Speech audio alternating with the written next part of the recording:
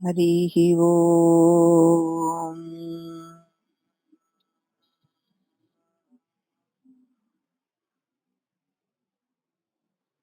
ఓం శ్రీ గురుభ్యో నమః. శ్రీ మహాగణాధిపతయై నమః.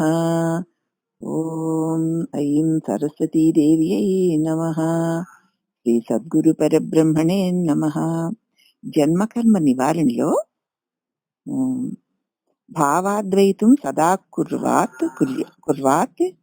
క్రియాద్వైతం నకారయేత్ అద్వైతం త్రిషు లోకేషు అద్వైతం గురునా సహా. అద్వైతం గురువు దగ్గర పనికిరాదు. ప్రకృతి విలాసాలు పరీక్షించేవారు ప్రజల క్షుత్పిపాసలను చూడలేరు. లోకాన్ని చూడొచ్చేమో గాని లోకరక్షణ చేయడం దుర్లభం.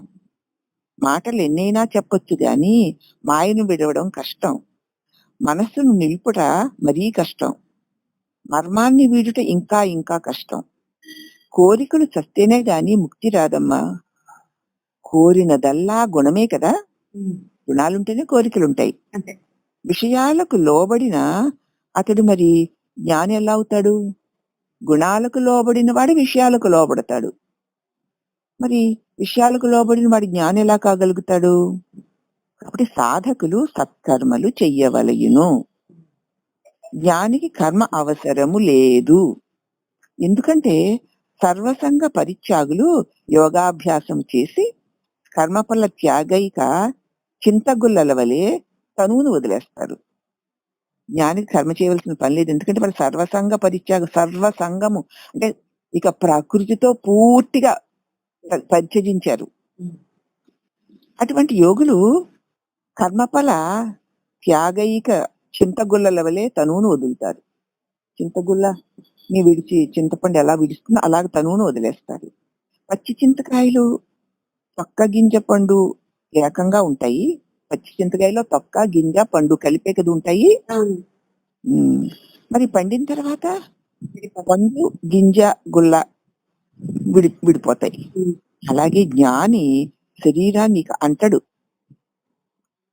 రాటకు కట్టిన ఎద్దును బయటికి మేతకు వదిలిన ఊరంతా తిరిగి మేసి సాయంత్రం అయ్యేసరికి మళ్ళీ తన స్థానమైన కట్టురాటు దగ్గరికి వచ్చి పిలుస్తుంది. ఎక్కడైనా వదిలే రాటకు కట్టిన ఎద్దుని ఊరంతా తిరిగి తినొచ్చి మళ్ళీ సాయంత్రం అయ్యేసరికి తన రాట ఎక్కడుందో అక్కడికి వచ్చి నిలబడుతుంది. అట్లే పరిపూర్ణత్వము పొందిన జ్ఞాని యోగాభ్యాసమును వీడకపోతే శరీర పతనమున బుర్రలో నుండు అలవాటు చేత మరల దేహధారణ చేయునని సర్వకర్మలు పరిత్యజించుచున్నారు జ్ఞానులు. ఎందుకు వదిలేస్తున్నారు? అలవాటు పడినటువంటి ఎద్దు బయటికి వెళ్ళి తినొచ్చి మళ్ళీ ఆ రాట దగ్గరికి వస్తుంది. అలాగే పరిపూర్ణత్వం పొందిన తర్వాత కూడా జ్ఞాని ఎందుకు యోగాభ్యాసాలు వేడకుండా ఉంటాడో? ఎందుకంటే ఈ శరీర పతనంలో బుర్రలో ఏదైనా ఒక అలవాటు ఉండిపోతే ఆ అలవాటు మళ్ళా దేహధారణ చేసేస్తుందని సర్వకర్మలను పరిత్యజించేస్తారు జ్ఞానులు. ఏ ఒక్క దానిని ఇంకా అలవాటుగా ఉంచుకోరు. నీకు పూర్తిగా వదిలేస్తారు. ప్రకృతితో పరిస్థనే వదిలేస్తారు వాళ్ళు. అంచేత ప్రకృతి పరిస్థ వల్ల పడిన అలవాట్లన్నీ కూడా వదలబడతాయి. అలా వదలపడినప్పుడే శరీరం దానికది రాలిపోతుంది. వారికి మళ్ళీ ఇంకొక శరీరం రాకుండా ఉంటుంది. అర్థమైంది విషయం? సంసారంలో పుణ్యశ్రీ భర్తయే దైవమని తలచి వారి ఇష్ట ప్రకారము వారికి సేవ చేసి తరించుటే పతివ్రతకి ధర్మము. పతిసేవ చేయకుండా దూషిస్తే మరుజన్మలో పతిసేవ లేక వితంతువులవుతారట. పిల్లలను వదిలి కామముతో కళ్ళు గప్పి భర్తతో వెళ్ళిపోయినచో మరల జన్మలో గొడ్డు స్త్రీ అయి పుడుతుందట అని శ్రీకృష్ణుడు రాధకి శాపం ఇచ్చాడు. ఆ కారణం చేతనే రాధకు పిల్లలు కలగలేదు. నువ్వు నీ భర్తను విడిచి నా వెంట పడ్డావు. రాధ మరి భర్తను విడిచి కృష్ణుడి వెంట పడింది కదా, అప్పుడు నీకు బిడ్డలు లేకుండా పోవుగాక అని చెప్పించాడు కృష్ణుడు. అందుకే రాధకు పిల్లలు లేరు. ఈ సంగతి తెలిసిన వారు భార్యాభర్తలు పిల్లల్ని వదిలిపెట్టకూడదు. సన్యాసుల విషయాదులంటావా, వారి విషయాలను వదిలేసి వైరాగ్యమును పూనుటే ధర్మము. అంటే సంసారంలో స్త్రీ పురుషులు ఎవ్వరూ కూడా తమ సంసార బాధ్యతని, భార్య భార్య ధర్మాన్ని, భర్త భర్త ధర్మాన్ని, బిడ్డల పట్ల తల్లిదండ్రుల ధర్మాన్ని, తల్లిదండ్రుల పట్ల బిడ్డల ధర్మాన్ని వదలకూడదు. వదిలితే మళ్ళీ దాని ప్రతిఫలంగా తగిన జన్మ వచ్చేస్తుంది. ఇది అమ్మ అసలు విషయం. గృహస్థులకు చెప్తున్నారు ఇది. అందుచేత ఇక సన్యాసుల వాళ్ళు విషయాలను వదిలి వైరాగ్యమును పూనిటియే వారి ధర్మం. ఆ ధర్మానికి విరుద్ధంగా వాళ్ళు విషయాల్లోకి వెళ్ళారనుకో, వాడు సన్యాస ధర్మాన్ని వాడు వీడి మళ్ళీ అధమ ధర్మాల్లోకి వెళ్ళిపోతారు. బ్రహ్మజ్ఞానులకి భావరహితము చేయుటయే ధర్మం. కానీ నేను బ్రహ్మమునని తెలిసింది కదా, తెలిసిన వాడికి భావాన్ని మాటి మాటికి తొలగించుకోవడమే ధర్మం. ముముక్షువులు సంకల్ప త్యాగం చేస్తారు. ముక్తి మాత్రమే కావాలి నాకు, ముక్తికి తలంపే అడ్డు, కాబట్టి తలంపుని అడ్డుగా రానివ్వను అన్నారనుకో, ఆ ముముక్షువులు సంకల్ప త్యాగం చేస్తే ముక్తులైపోతారు. పామరులు మరి ముక్తిని కోరడం లేదు కదా, వాళ్ళు భగవంతుని స్మరించి తరిస్తారు. స్వస్వరూపానుసంధానం చేయువారే శాంతము గలవారే సాధువులు. నిరంతరము స్వస్వరూపాన్ని అనుసంధానం చేసుకుంటూ ఉన్నవారే శాంతంగా ఉంటారు. ఆ శాంతము కలిగిన వారే సాధువులు. ఎక్కడ చూద్దామన్నా అంతరాంతాల్లో ఒక్క అలజడి కూడా లేదు. దేనికి అలజడి పడాలి? దేనివన్నీ ప్రకృతి ధర్మాలు. ఏమిటి అది? అలజడులే దాని ధర్మాలు. అవి నాకెందుకు? నేను ప్రకృతికి అతీతుడై ఉన్నాను కదా. కాబట్టి స్వస్వరూప అనుసంధానము చెయ్యగలవారు మాత్రమే శాంతంగా ఏ అలజడులు లేకుండా ఉంటారు. వారే సాధు సత్పురుషులు. వేషభాష కాషాయాంబర ధారణ సాధుత్వం అనుకోకండి. వేషాలు వేసుకోవడము కదా. వెంటనే ఒక శ్లోకం చెప్పొచ్చు కదమ్మా. జటిలో ముండి లుంచిత కేశ కాషాయాంబర బహుకృత వేష పశ్యన్యపి చిన్న పశ్యతి మూడో ఉదర నిమిత్తం బహుకృత వేషం. అదిగో కడుపు నింపుకోవడానికి వేసే రకరకాల వేషాలు సాధువుల రూపంలో, కాషాయాంబర ధారణ రూపంలో ఉంటారు వాళ్ళు. అది సాధుత్వం. ఓ సాధువు గారు వచ్చారని అంటాం. ఆ కాషాయం చొక్కా ఒకటి కడుక్కుని ఆ లుంగి గుడ్డు కట్టుకుంటే బోడిగుండు చుట్టుకుంటే ఎవరో సాధువు గారు వచ్చేసారంటాం. కానీ వేషమే సాధువు. అది సాధుత్వం అనిపించుకోదు. కాబట్టి వేషభాషలెరిగి కాషాయ వస్త్రములు కట్టగానే ముక్తి కలగబోదు. రుణములు తీర్చవలెను ధర్మము.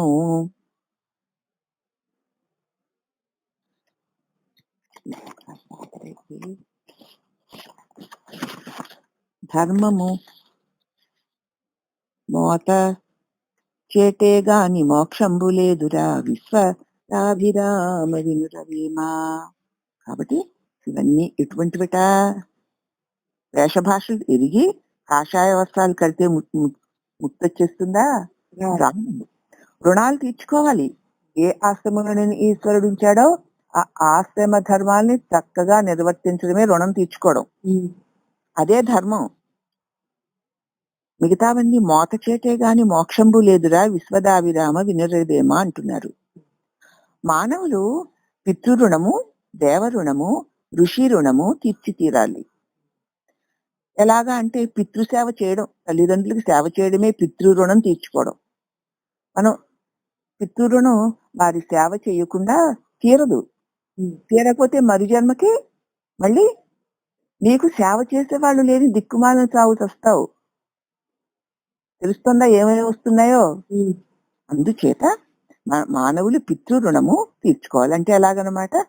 మాతాపితృలను సేవించుకోవడం. ఇంకా దేవతల్ని పూజించుకోవడం దేవరుణం. దేవతలందరినీ పూజించుకోవాలి. ఈ విశ్వమంతా దేవతామయమని కాదు, నీ శరీరం అంతా దేవతామయమని కదా చెప్పారు. మరి దేవతామయమై ఉన్న శరీరాన్ని నేను నాదని నువ్వు ఆక్రమించుకొని దానితో నీ ఇష్టం వచ్చినటువంటి వాసనలకు అనుకునే క్రియలు చేస్తున్నావు. దానివల్ల మరి పాపం వస్తుంది కదా, దోషం వస్తుంది కదా. నీది కాని వస్తువును నువ్వు ఆక్రమించి నీది కాని దాన్ని నేనని నాదనుకొని నువ్వు చేస్తున్న అకృత్యాలకు ఫలితం వస్తుంది కదా. అందుకే మరి దేవతాలను తీర్చుకోవాలి. తీర్చుకోవాలంటే దేవతలను తప్పకుండా పూజించాలి. ఉమ్, మునీశ్వరులు రచించిన గ్రంథములు చదివి దాన్ని ఆచరణలో పెట్టుకుంటే ఋషి రుణం తీరుతుంది. ఉమ్, అవునా? ఉమ్, కాబట్టి తల్లిదండ్రుల రుణము, దేవతల రుణము, ఋషుల రుణము ఉమ్, తప్పనిసరిగా తీర్చుకోవాలి. తీర్చుకుంటే ఏమవుతుంది? తెలిసింది కదా, పితృ రుణము అంటే ఏమిటో, దేవతలను పూజించడం. దేవతా రుణం అంటే ఏమిటో, ఉమ్, తనువు నిండా దేవతలు ఆయా ఇంద్రియాలకి ఆయా శక్తినిచ్చి ఆయా పనులన్నీ చేయిస్తున్నారు. ఉం? ఎందుకంటే ఈ శరీరము నా ప్రారంధానికి ఇవ్వబడింది కాబట్టి దానిని నేను అనుభవించడానికి కావలసిన శక్తిని దేవతలు ఇస్తూనే నాకు వస్తుంది. అవును. నాకుగా వచ్చింది కాదు కదా. ఉమ్, అని నిరంతరము అందరి దేవతల్ని తలుచుకుంటూ మీ దివ్యమైన కరుణకి సదా సదా సదా నేను శరణు పొందుతున్నాను అని నమస్కరించుకోవాలి, ఉమ్, పూజించుకోవాలి. ఇక మునీశ్వర రుణం ఎట్లా తీర్చుకుంటాం? ఎంత ఎంత గొప్ప గొప్ప మునీశ్వరులు రాసిన రచనల్ని మనం చెప్పుకుంటున్నామో సత్సంగంలో. అవును. మరి ఆ మహామహా మునీశ్వరులు, మహా పండితులు, మహాజ్ఞానుల యొక్క భారీ భావాలు మనకి గ్రంథ రూపంలో అందుతుంటే వాటిని మనం చెప్పుకొని తరిస్తున్నామంటే వారి రుణం ఎలా తీరుతుంది? ఆ గ్రంథాలని చక్కగా చదువుకుంటూ, అర్థం చేసుకుంటూ, తోటి వారితో పంచుకుంటూ ఆచరణలో పెడితే ఋషి రుణం తీరిపోతుంది. ఉమ్, చక్కగా చదువుకోవాలి, అర్థం చేసుకోవాలి, తోటి వారితో పంచుకోవాలి. ఉమ్, అప్పుడు ఋషి రుణం తీరుతుంది. ఇక భావం తెగాలమ్మా, నేను అన్న భావం తెగిపోవాలమ్మా. ఉమ్, దొంగ మనసు జంజానికి లొంగలేదు. జంజం వేశారు నిరంతరం. ఆ మహామంత్రాన్ని జపం చేయవయ్యా, నువ్వు ఈ జపం చేసి తీరాలి అని నీకు గుర్తు చేయడానికి నీ మెళ్ళో జంజం వేశారు. కానీ దొంగ మనసు ఎప్పుడు ఆ జంజం జోలికే పోదు. ఇక శ్రద్ధ, ధైర్య సాహసాలతో శాంతంగా విమర్శించుకుని బ్రహ్మ విచారణ చేత హృదయాన్ని విశాలము చేసుకోవాలి. ఉమ్, శ్రద్ధగా మరి శాస్త్రాలు చెప్తున్నాయి, ఋషులు చెప్తున్నారు, గురువులు చెప్తున్నారు. కాబట్టి శ్రద్ధతోటి, ధైర్యంతో. ఎందుకు శ్రద్ధ? నీవు ఏది చేయాలి అని అనుకుంటున్నావో దాన్ని ఎలా చెయ్యాలో చెబుతున్నారు కాబట్టి శ్రద్ధగా వింటేనే ఎలా చేయాలో తెలుస్తుంది. ఉమ్, సరే, చెప్పిన తర్వాత అది చేయడానికి నీకు ధైర్యం ఉండాలి. ఇంద్రియ విషయాల నుంచి నీ మనసుని ఎదుర్కోవడానికి నీకు ధైర్యం ఉండాలి. ఉమ్, పైగా ఈ ఇంద్రియ విషయ సుఖాల్ని వదిలితే ఏమైపోతానో అనేటువంటి దీనత్వం కాకుండా ధీరుడవై ఉండాలి. అప్పుడు శాంతంగా నువ్వు విమర్శ చేయగలుగుతావు. బ్రహ్మ విచారణ చేత నీ హృదయం విశాలమయ్యి బయలు స్వరూపము పొందగలుగుతావు. అవునా? బయలు స్వరూపం అంటే పరమాత్మ. బయలు అంటే బట్ట బయలు అంటే ఉమ్, ఆకాశం, అంటే వ్యాపకం. అయిపోయింది. నీ అంతరంగంలో ఉన్నటువంటి ప్రతి వాసన, ప్రతి దోషము కూడా నీవు నీ సాధన చేత వెలిగించుకున్నావు.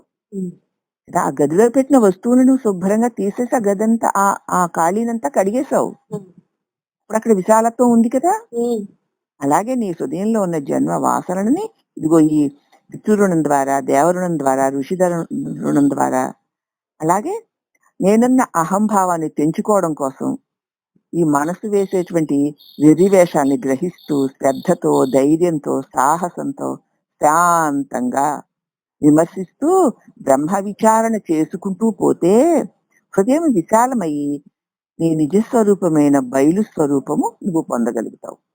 అది నీ వస్తువ. అవును. ఏదైనా ఉండడానికి అవకాశాన్ని ఇచ్చేటువంటి ఆకాశమే నువ్వు. ఉమ్, నువ్వు ఉంటేనే ఏదైనా ఉంటుంది. ఉమ్, ఏదైనా ఉండడానికి అవకాశాన్ని ఇస్తున్న ఆకాశాన్ని నువ్వు. ఆ వస్తువుకు సంబంధించిన ఏదో కాదు నువ్వు. అవునా? అవును. ఆ, నీవు ఆకాశమై ఉండి అన్ని ఉండడానికి అవకాశాన్ని ఇస్తూ నీ వల్ల ఉన్న వాటికి లోబడి అది లేకపోతే ఉండలేననుకుంటున్నటువంటి అజ్ఞానంలో చిక్కుకుపోయి ఉన్నాం మనం.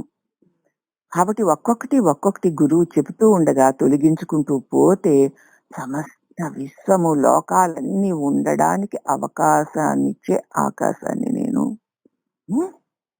అదే బయలు తానైపోతాడు. బ్రహ్మజ్ఞానము కలవారే బ్రాహ్మణులు తల్లి.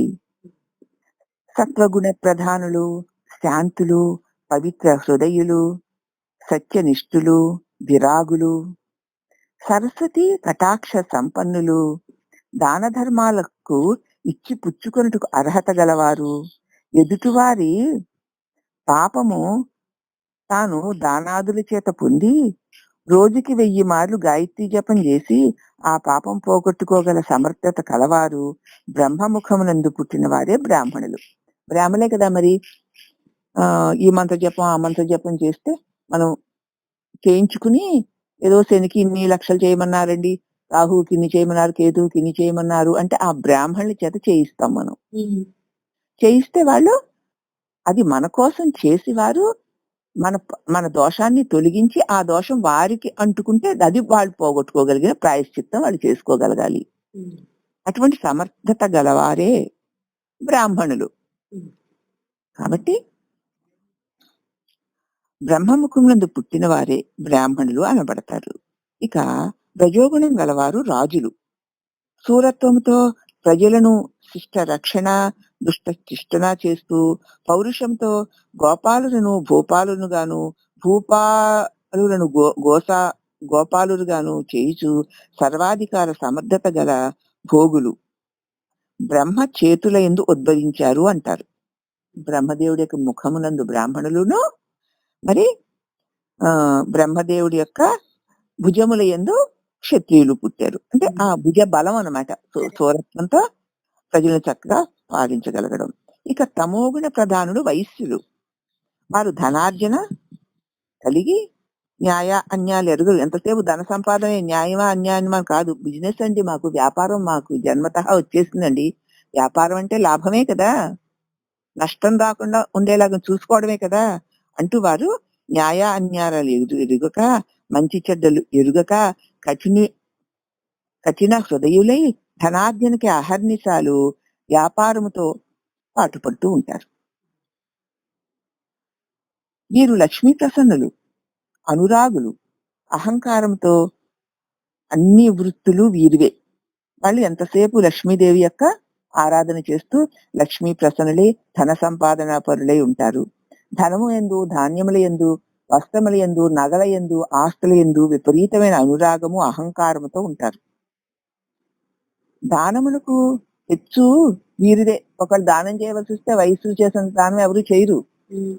ఎందుకంటే మరి వారు చేసినటువంటి అక్రమ సంపాదన యొక్క పాపం పోగొట్టుకోవడం కోసం వాళ్ళు దానాలు ఎక్కువ చేస్తూ ఉంటారు. ఎక్కడ ఏ స్వామీజీలు ఏ యజ్ఞాలు యాగాలు చేస్తున్నా సరే, ఏ ఆలయాల్లో పూజలు పునస్కారాలు చేస్తున్నా సరే, దాతలు ఎక్కువగా వయసులే అయి ఉంటారు. పైగా వాళ్ళ దగ్గర లక్ష్మీ తల్లి ఎక్కువ ఉంటుంది కదా. కొంపలు తీసి కోటీశ్వరులు వీరే కాగలరు. ప్రజలను పీడించి లక్షలు లక్షలు సంపాదించి ఆఫీసర్లకు ధనము అందజేసే అంధులు అనేకులు ఉంటారు. వృత్తుల దోషం లేదు, కొలతలో తూకం తక్కువ చేసి పాపార్జన చేస్తారు. వీరు బ్రహ్మ తొడల యందు ఉద్భవించారు అంటారు రైతుల్ని.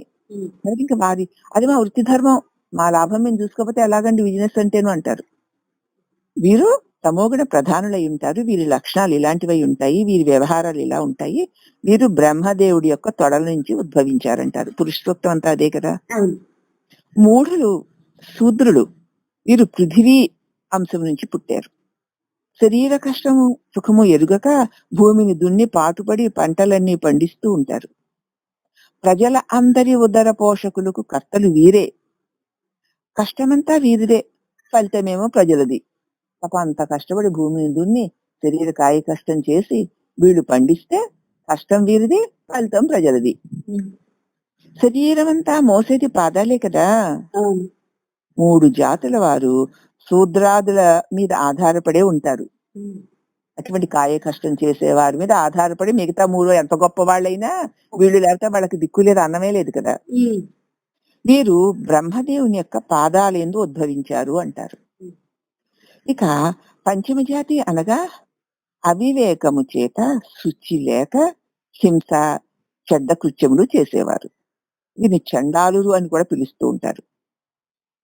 అపవిత్రులు, అవివేకులు, మూర్ఖులు, కఠిన స్వభావులు, దయారహితులు, మలిన మనసు చేత మాలవారిని పిలువబడుతున్నారు. అటువంటి లక్షణాలు ఉన్న వాళ్ళందరూ ఏ కులంలో పుట్టినా మాలాళ్లే.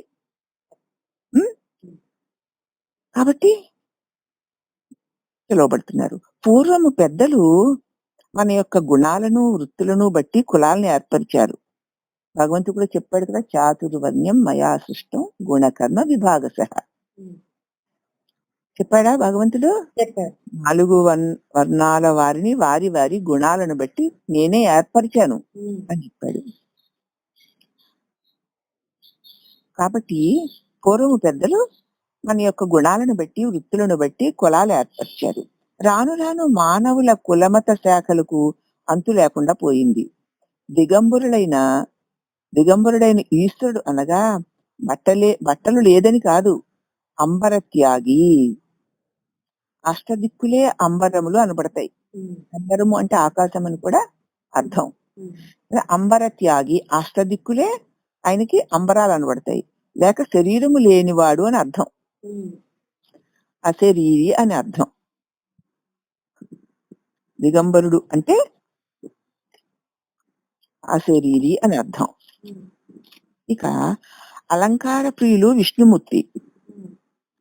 ఆయనకి అసలు శరీరమే లేదు కాబట్టి ఇంకా అమరం గొడ్డుముక్క కూడా లేదు. అవునా? అవును. ఆ వాడు అలా ఉండడమే వాడికి ఇష్టం. ఉమ్. ఏమీ లేదు గనక దానిలో ఏదైనా మనం వేసుకోవచ్చు. ఖాళీగా ఉంది కదా, ఆ, సకల లోకాలు ఉండడానికి అవకాశం. అవకాశం ఇస్తాడు. ఇక అలంకార ప్రియుడు విష్ణుమూర్తి, అభిషేక ప్రియుడు ఈశ్వరుడు, నమస్కార ప్రియుడు సూర్యనారాయణమూర్తి, భోజన ప్రియులు బ్రాహ్మణులు. ఎవరికి ఏది కావాలో వారికి అది అర్పించేసి ఆనందించి మనలను విడవరు. అర్పించేస్తే గాని, ఆనందిస్తే గాని మనల్ని వాడు విడవరు. ఎవరికి ఏది ఇవ్వాలో అది ఇచ్చేస్తే తప్ప వాళ్ళు మనల్ని వదలరు. వాళ్ళకి అర్పించేస్తే వాళ్ళు మనల్ని వదిలేస్తారు. ఏ దేవతకు ప్రీతి అయిన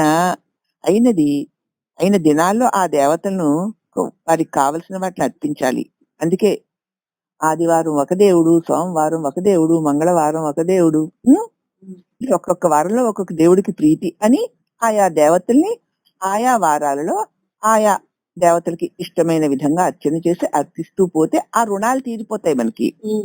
అందుకు పెట్టారమ్మా ఈ పూజలు పునస్కారాలన్నీ. మరి ఖాళీ అవ్వాలి కదా నువ్వు. కాబట్టి ఆ దేవతల నర్చించి సకల వరప్రసాద సిద్ధులు పొందుతూ ఉంటారు లోకులు. అష్టసిద్ధులు అల్పమహిమలకు ఆశించకండి మీరు, దానివల్ల ముక్తి రాదు. ఇలా చేసుకుంటూ పోతే రుణాలు తీరిపోతాయి అంతే. రుణాలు తీర్చుకోవడానికి చేసుకోవాలి తప్ప దీనివల్ల ఏదో అది రావాలి ఇది రావాలని ఆశించొద్దు.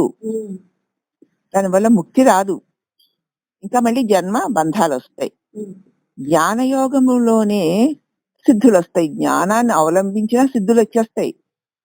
బ్రహ్మజ్ఞానమే ముక్తినిస్తుంది. ఎన్ని సిద్ధులు వచ్చినా సరే బ్రహ్మజ్ఞానమే ముక్తినిస్తుంది. ప్రపంచ జ్ఞానం అందరికీ ఉంది, ఎవరికి లేదండి ఈ లోకంలో. ప్రపంచ విషయంలో, లోక విషయంలో మహాజ్ఞానులైన వాళ్ళు ఎంతో మంది ఉన్నారు. నిజంగా అందరూ జ్ఞానులే లోక విషయంలో. కాబట్టి ప్రపంచ జ్ఞానం అందరికీ ఉంది, అది లెక్కలేనంత ఉంది. కానీ ఎన్నాళ్ళు ఉంటుంది? ఇహము కొన్నాళ్లే కదా, ప్రపంచమే కొన్నాళ్ళు ఉండేది. దాని గురించి నీకు ఎంత జ్ఞానం తెలిస్తే ఎందుకు? అందుచేత అహము ఆఖరి పనది. అహము ఆఖరి వరకు, అహం ఆఖరైపోయే వరకు దేవతలు, రాక్షసులు, భక్తులు, పిన్నలు, పెద్దలు, పాపులు, జ్ఞానులు, అజ్ఞానులు, స్త్రీలు, పురుషులు, గురువులు, శిష్యులు, రాగులు, విరాగులు, భోగులు, యోగులు, త్యాగులు, వీరందరూ స్తోత్రప్రియులే కదా. ఇప్పుడు ఇంతమంది పేరు చెప్పాను, వీళ్ళందరికీ పొగిడేవా ఇంకా అయిపోయింది అంతే. స్తోత్రప్రియులే. అమ్మా అన్నపూర్ణమ్మ గారండి, మీలాంటి దేవత లేదమ్మా. ఎంత మంచి ఆవిడ, ఎంత బాగా చేస్తూ ఉంటారో, ఎంత ఆచార వ్యవహారాలు, ఎంత పద్ధతి పడుకొట్టో, ఎంత దాన ధర్మాలో. అలా ఎవరన్నా అన్నారనుకో, నిజంగా అది నాకు ఉందా లేదా అని చూసుకోదు ఆవిడ. నన్నే పొగిడాలను పొంగిపోయి అన్ని వాళ్ళు ఇలా అన్నారు అలా అన్నారని చెప్పుకుంటూ ఉంటుంది. అవునా? ఎదురుగుండానే ఉందిలే అన్నపూర్ణ, నాకేం భయం. మనందరం అంతే, ఇంక ఎవరికి లేదు స్తోత్ర ప్రియులు. వీరు స్థుతులకు ముగ్ధులైపోయి ప్రజలకు అనుకూలమైన కోరికలు తీరుస్తూ ఉంటారు. అంతలా పొగిడాను నేను అన్నపూర్ణ గారిని. ఎప్పుడైనా నాకు ఏదైనా అవసరం వచ్చిందో, అయ్యో అమ్మ నీకంటేనా అని అడగకుండానే పట్టుకొచ్చి ఇచ్చేస్తూ ఉంటుంది. ఎందుకంటే పాపం ఆవిడ ఇంతకు ముందు పొగిడానుగా. అందుకని ఇస్తూ ఉంటారు. పరమాత్మకు ఇట్టి నడతలు ఏమీ లేవు. అదే. పామరులకు గురు పరీక్షలు గాని అనుభవనీయులకు ఆ ఆజ్ఞలు శిక్షలు ఉండవు. పామరులకి పరీక్షలు గురువు అనేక రకాలుగా పరీక్షలు పెడతాడు. కానీ అనుభవనీయులకు ఆజ్ఞా శిక్షలు ఏముంటాయి? విఘ్నేశ్వరుడు ఈశ్వరుడు అంతటి వాడైనను ఈశ్వరుడు కాడు సుమా. ఈశ్వరుడు అంతటి వాడే. కానీ విఘ్నేశ్వరుడు ఈశ్వరుడే. రాజు కొడుకునకు సర్వాధికారాలతో రాజ్యభారం అప్పచెప్పి పట్టాభిషేకం చేసి తాను వానప్రస్థ ఆశ్రమ ధర్మమును అవలంబించి ముక్తిని పొందుతాడు. కానీ కుమారునకు రాజ్యమిచ్చితిని గాని దాన ధర్మాదులు చేయుటకు ప్రజలకు శిక్ష రక్షణకు నీకు అధికారము లేదంటే సర్వాధికారి రాజు ఎలా అవుతాడు? రాజ్యం అంతా నీకు ఇచ్చేసాను రా, కానీ దాన ధర్మాలు చేయడానికి ప్రజలకి రక్షణ ఇవ్వడానికి అధికారం లేదురా అని చెప్పి వాడికి రాజ్యం ఇచ్చామనుకో, ఇంకా వాడు సర్వాధికారి ఎలా అవుతాడు? అవ్వడు కదా. అవన్నీ చేసినప్పుడే వాడు అధికారి అవుతాడు. అలాగే కర్తృత్వమును వదలని మహాత్ములలో కొంతమంది శిష్యులకు ఉపదేశించినప్పుడు ఈ బ్రహ్మ విద్య నీవు అనుభవించవలను గాని ఇతరులకి ఎవరికి ఇవ్వకూడదు అంటారు. అంటే మరి వీడు తనంత వాడైపోతాడని. అవ్వారనే కదా అసలు నువ్వు ఇస్తుంట. కానీ చాలా మంది ఎవ్వరికీ చెప్పకు, నువ్వే చేసుకో, నువ్వే తరించు అంటారు. అలా చెప్పకపోతే గురు పరంపర ఎలా వస్తుందో. అంటే మరి వీడు తనంత వాడైపోతాడని. అవ్వారనే కదా అసలు నువ్వు ఇస్తుంట. కానీ చాలా మంది ఎవ్వరికీ చెప్పకు, నువ్వే చేసుకో, నువ్వే తరించు అంటారు. అలా చెప్పకపోతే గురు పరంపర ఎలా వస్తుందో. మరి అందుకే కదా ఆయన ఎవరు ఏం ఆచార్యులు వారు, విశిష్ట అద్వైతం రామానుజాచార్యులు వారు, నువ్వు గనక ఈ మంత్రం ఎవరికి చెప్పావంటే నీ తల 1000 ముక్కలై చస్తావన్నాడు గురువు. మరి ఈ మంత్రం నాకు ఏం చేస్తుంది అంటే నీకు బ్రహ్మానందాన్ని ఇస్తుంది, పరమేశ్వర సన్నిధానాన్ని ఇస్తుంది అన్నాడు. మరి నాకు పరమేశ్వర సన్నిధానాన్ని ఇచ్చినప్పుడు రా, విష్ణు సన్నిధానాన్ని ఇచ్చినప్పుడు అందరికీ ఇస్తే అందరూ ఆనందిస్తారు కదా, అందరికీ ఎందుకు ఇవ్వకూడదు అన్నాడు. అలా కుదరదు, నేను నీకు ఇచ్చాను, నువ్వు ఇంకెవరికి చెప్పామంటే నీ తల 1000 ముక్కలై చస్తావన్నాడు. పోనీలే, నా తల 1000 ముక్కలై చస్తే చస్తాను, కానీ ఈ మహానారాయణ మంత్రాన్ని ప్రజలందరికీ తెలియచేస్తే వారందరూ వైకుంఠధామాన్ని పొందుతారు కదా, వారందరూ దుఃఖాలు తీరి ఆనందులు అవుతారు కదా, అంతకంటే నాకేం కావాలని శ్రీరంగ ఆలయ గోపురం మీదకి ఎక్కి కదా నా తల 1000 ముక్కలవుగాక నా గురువు చెప్పించాడు, కానీ నేను ఈ మంత్రాన్ని నాకే ఉంచుకోను, జనులందరికీ చెప్పి తీరుతానని అక్కడ ఆ గోపురం మీదకి ఎక్కి ఆ మంత్రాన్ని, నారాయణ మంత్రాన్ని లోకానికి ప్రసాదించాడు ఆయన. అవునా? మరి నీవక్కడికే ఇస్తాను, నువ్వెవరికి చెప్పకు అంటే నువ్వు తరించు, నువ్వు తరించిన తర్వాత నీ తరింపుకి కారణమైన దానిని తరించాలనుకున్న వారికి నువ్వు అందించు అని చెప్పిన వాడే గురువు. కాబట్టి భవరోగ నివారణ అనేటువంటి క్షుద్బాధ పీడితులకి బ్రహ్మ విద్య అనే అన్నము తనకు కలిగిన దానిని పెట్టకూడదని అంటే బాగుంటుందా? నీకు ఎలాగ బ్రహ్మ విద్య కావాలి, బ్రహ్మానుభవం కావాలనే ఆకలి ఉంటే నీ గురువు నీకు అది పెట్టి ఆకలి తీర్చాడు కదా. మరి నీలాగే అటువంటి ఆకలి కలిగి ఉన్న వారికి నీకు కలిగిన దాన్ని నువ్వు పెట్టకపోతే ఎలాగా? పెట్టారు కదా. భాగ్యవంతులు దానము చేయకున్నా దరిద్రాల గతి ఏమిటమ్మా? ఇంకా దరిద్రులుగా ఉండవలసిందేనా? నీకు భాగ్యం ఇచ్చింది ఎందుకు? దరిద్రులకు దానం చేయడానికి. కాబట్టి ఆలు బిడ్డలకు అన్నము పెట్టడం ఊరికి ఉపకారమా చెప్పుము. శివుడు ఎవరైనా పెట్టుకున్నారు ఆలు బిడ్డలకి, ఇంత పెట్టా, నా కొడుకు ఇంత ఆస్తి ఇచ్చా, నా కూతురికి ఇంత ఆస్తి ఇచ్చా. వాళ్ళకండి 10 హారాలు చేయించింది వాళ్ళ కూతురికి. వాళ్ళ కూతురికి పెట్టుకుందా, నీకు నాకు పెట్టిందా? వాడు కోడలికి 100 కేజీలు బంగారం పెట్టారట. నీకు నాకు పెట్టారా, వాళ్ళ కోడలికి పెట్టుకున్నారా? ఈ అమ్మలక్కలందరూ చెవులు ఊరేలాగా చౌరు ఊరేలాగా చెప్పేసుకుంటూ ఉంటారు. ఎవరికి పెట్టుకున్నారు? నీకు నాకు ఏమన్నా పెట్టారా చెప్పు? దాని గురించి అంత చెప్పుకుని ఊరుకుపోవాలా? ఆ ఎంత పెట్టారో చెప్పలేమటండి కోడలికి. వాళ్ళకి వాళ్ళు పెట్టుకుంటే వీళ్ళకు ఊరేగింపులు ఏమిటండి? ఎవరికైనా పెడితే అనుకోవచ్చు. అదే ఇందుచేత మరి ఆలు బిడ్డలకు అన్నం పెట్టడం ఊరికి ఉపకారమా? గొప్ప గొప్పగా పెళ్లిళ్ళు చేసుకున్నారమ్మా. వాడంత గొప్పగా చేశాడండి. 100 రకాల కూరలు పెట్టాడండి, 1000 రకాల పులుసులు పెట్టాడండి. ఆహా ఎంత గొప్పగా పెట్టాడండి అని అందరి చేత అనిపించుకోవడానికి పెట్టాడు. ఆ కీర్తి కోసం పెట్టాడు. అక్కర్లేని వారికి మెప్పు కోసం పెట్టాడు. ఆర్తితో ఉన్న వారికి ఆర్తిగా ప్రేమగా పెట్టాడా? చూసుకోండి, ఎవరెవరు ఏది చేస్తున్నా ఈ గొప్పలకి పోయే వాళ్ళ తిప్పలు ఇలాగే ఉంటాయి. అవి తప్పులు అనుకోరు, గొప్పలు అనుకుంటారు. ఈ అదే బుద్ధులు కలిగిన వాడు దాన్నే పొగుడుతూ భుజాలు ఎగరేసుకుంటూ తిరుగుతారు. దానికోసమా? అందుచేత బిడ్డలకు అన్నం పెట్టడం, ఆలికి అన్నం పెట్టడం ఊరికి ఉపకారమా? శివుడు గురు రూపమున వచ్చి చెప్పకపోతే అవ్వలి తత్వం ఎవ్వడు ఎదుగునండి. శివుడు గురు రూపంలో వచ్చి చెప్పకపోతే ఈ ప్రకృతికి అవ్వలదైనటువంటి పరమాత్మ తత్వం ఎవరికి తెలుస్తుంది? ఆయన ప్రకృతికి అవ్వలవాడై ఉన్నవాడు కాబట్టి, ఆ తత్వము తానే అయి ఉన్నవాడు కాబట్టి అతడే గురు రూపంలో వచ్చి చెప్పకపోతే ఎలా తెలుస్తుంది? కాబట్టి ఎవరెరుగునని అట్లు బ్రహ్మ విద్య ఎవ్వరు చెప్పకున్నచో నేటి వరకు వంశపరంగా స్త్రీ పురుషాదులందరికీ బ్రహ్మ విద్య ఎలా వచ్చింది? మరి వంశపారంపర్యంగా వచ్చింది కదా. వచ్చింది మరి ఆ మహా మహిళలందరూ, మణిపూసలు లాంటి మహిళలందరినీ గురువులు తయారు చేశారా లేదా? తయారు చేశారు. ఇప్పుడు మనం కూడా జన్మ కర్మల్ని వదిలించుకుంటూ ఒక్కొక్కళ్ళు మణిపూసలుగా తయారవుతున్నామా లేదా? మరి గురువు ఆయా రూపాల్లో వచ్చి అందిస్తున్నాడు కాబట్టే కదా. కర్మరహితులమని చెప్పి కర్తృత్వము నశించిన కర్తృత్వము నశించిన జన్మకు రుణం కల్పించుకుంటున్నారు. కాబట్టి కర్మరహితులమని చెప్తూ కర్తృత్వం నశించకపోతే మళ్ళీ జన్మకు వచ్చేస్తారు కదా.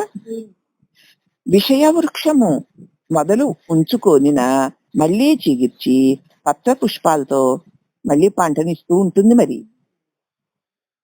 మొదలు ఉంచుకోకుండా విష వృక్షమును వేళ్లతో లాగి పారేస్తే